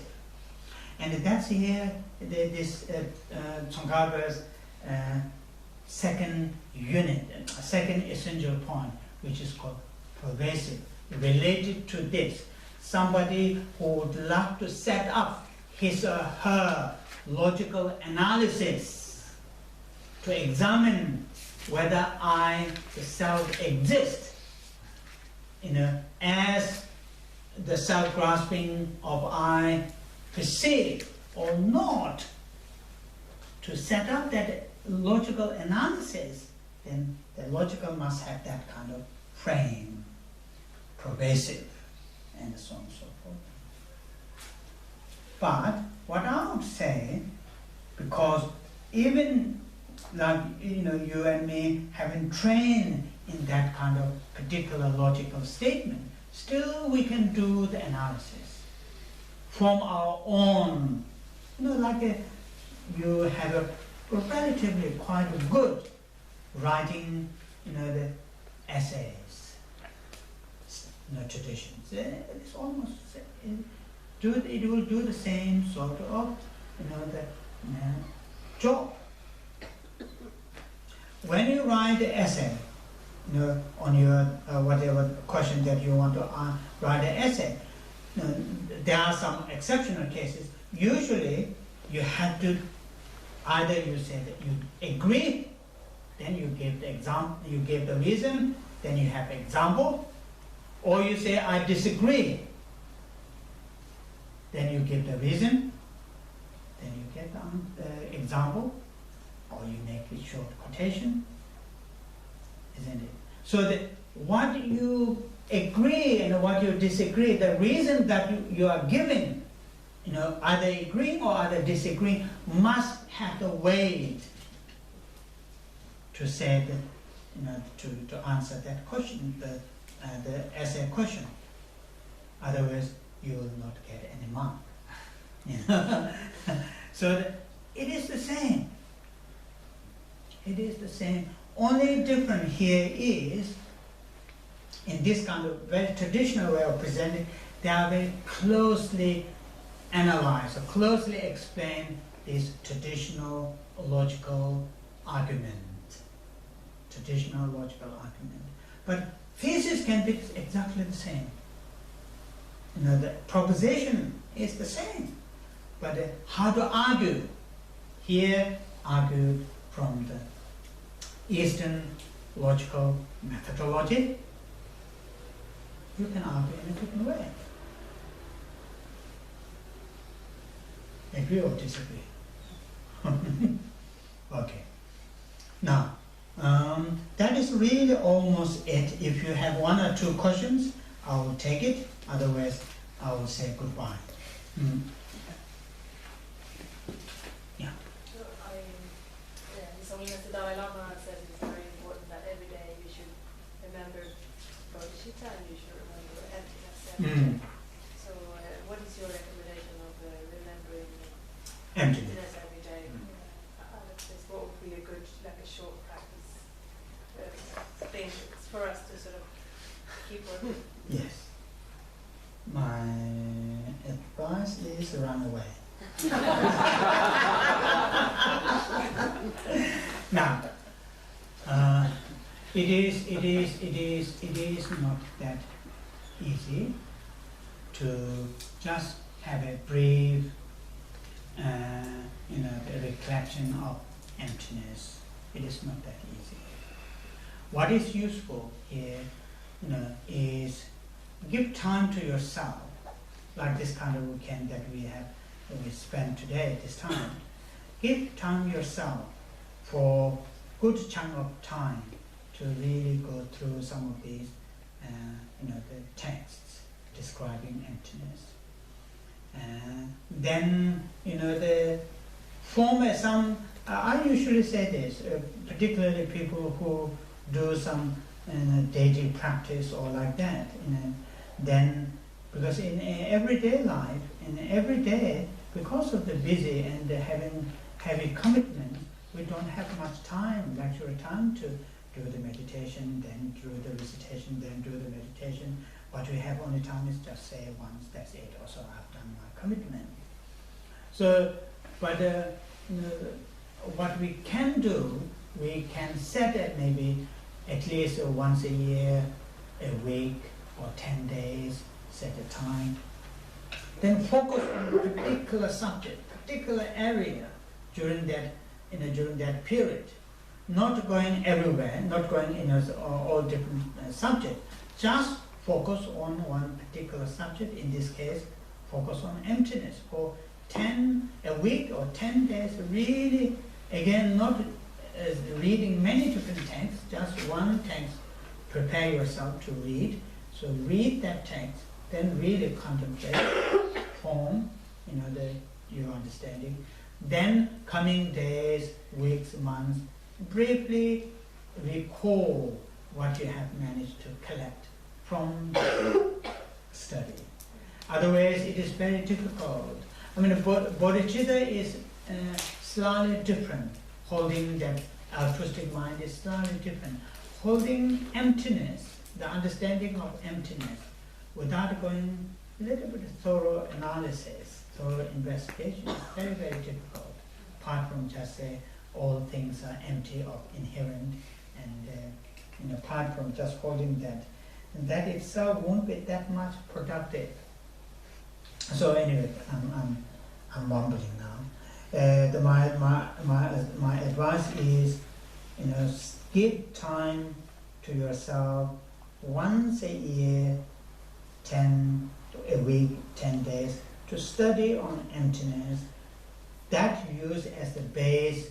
Then, every now and then when you have few hours to build on that, and what you have built on that, then every day meditate briefly, 10 minutes, 15 minutes. That's my suggestion. Okay? Maybe from here we can, reflect on read. That sort of things And will be on this helpful. again, and then we try every day. And Yeah. sort of remind what small things that we do. Exactly, yeah. Because, not having a little bit substantial studying and reading, and then it's very difficult to, just to do meditation on emptiness. If we read, have studied some substantial, say, then coming days, weeks, months, you can edit maybe here and there, 1 or 2 hours, then at the everyday level, just simply recollecting what you have done, that will be really nice way to do. Any other question? Yeah. Related to this one, Lama Yeshe instructed on it's all visualizing space-like emptiness. Is that, as I understand, it's not emptiness per se? I will not recommend to do that, because although it's very, these kind of overall statements are very juicy and very, what you call attractive, but it's very easily misled. And usually I tend to not to say those very juicy statements because these are very attractive. But if you haven't got any, what is space like? Because it says space like. What is like? You may end up just space instead of space like meditation. So that is the problem. Similar to that illusion like. If we don't know what is like the illusion, then our meditation may end up illusion. That's why I try to not to suggest those simple, attractive statements. So you mentioned before that there was a vase that was broken inside a store. A beautiful object that was falling inside the store. The Dalai Lama version. Oh yeah. So assume now that it was a Buddhist who bought this this object, and that person and the object falls down and crashes. The person doesn't get angry or etc. How would that? Because the person is quite wise, has gained a lot of wisdom. So how would that person see this thing? How would that person see that?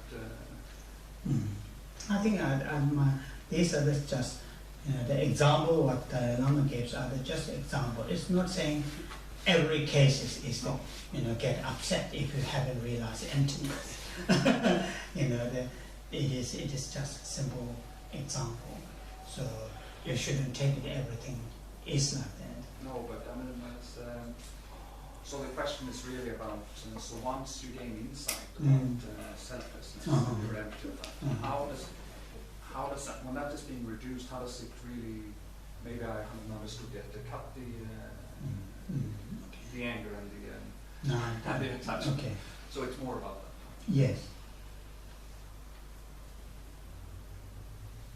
Said, I'll give you another example. A person who have realized emptiness, and he or she goes to shopping, and having the and see what he or she needs and bought it and paid, and then the thing drops. It is going to happen exactly the same. It drops. It's going to going to fall into pieces. Whether he or she has realized emptiness or not, reality, the thing will break into pieces. Those will not change. The person who realizes emptiness by the thing, and when that thing falls, but not falls on the floor, hanging somewhere in the middle. It's not going to happen like that. Reality will be the case. So now the point here is, yes, exactly. How we react to this situation.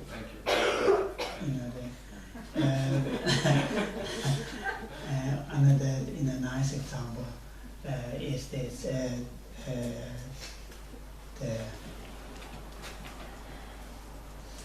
It is not nice statement at the end of our weekend, but I want to say this.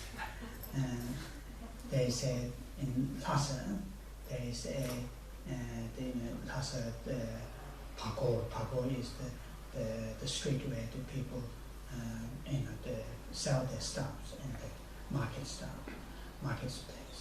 And in one corner of the marketplace, there are many beggars, and along the beggar there are also some meditators just stay there. And there was a meditator who is meditating, and it's very seriously sitting, hardly moving at all. And then one guy came up and asked him, "What are you doing?" He said, "I'm meditating." And then this guy said, "Well, if you are meditating, you should eat your shit." So this guy said, "Why are you saying that? I'm meditating." He said, huge anger. So then the other guy said, "Oh, you are not meditating." So whether you are meditating or not, whether you have realized emptiness or not, real things will happen. But it is how you react, how you respond. That is the thing. Shit happens.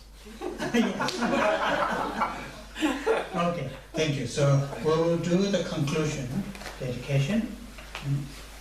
So since last Friday evening, we start this class to talk on emptiness, and some of you come relatively long distance, give you a very precious time, and we're here physically, mentally, to participate, to listen, to contemplate, and to talk.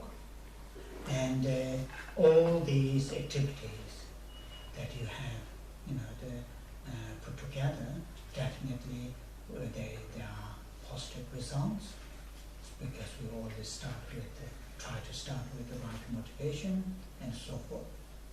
So all those positive results, think I'm going to dedicate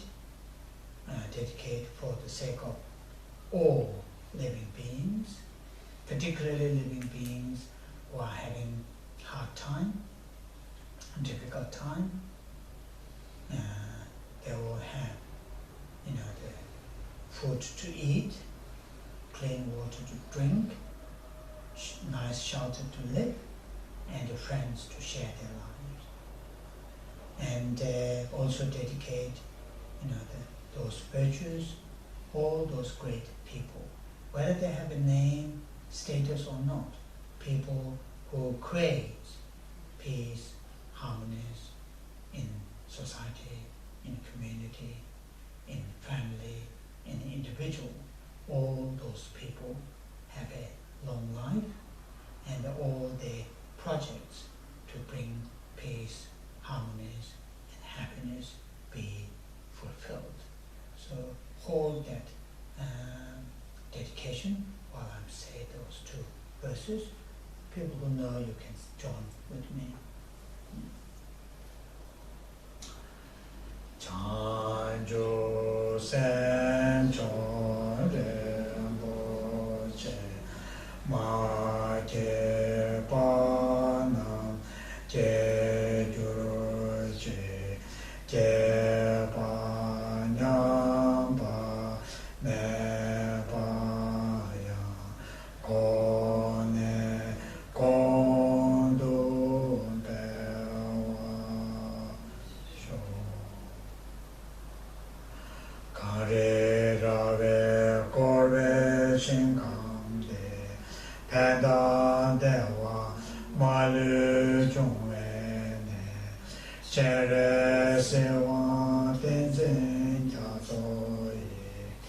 Shabe Sida Pado Tenjo.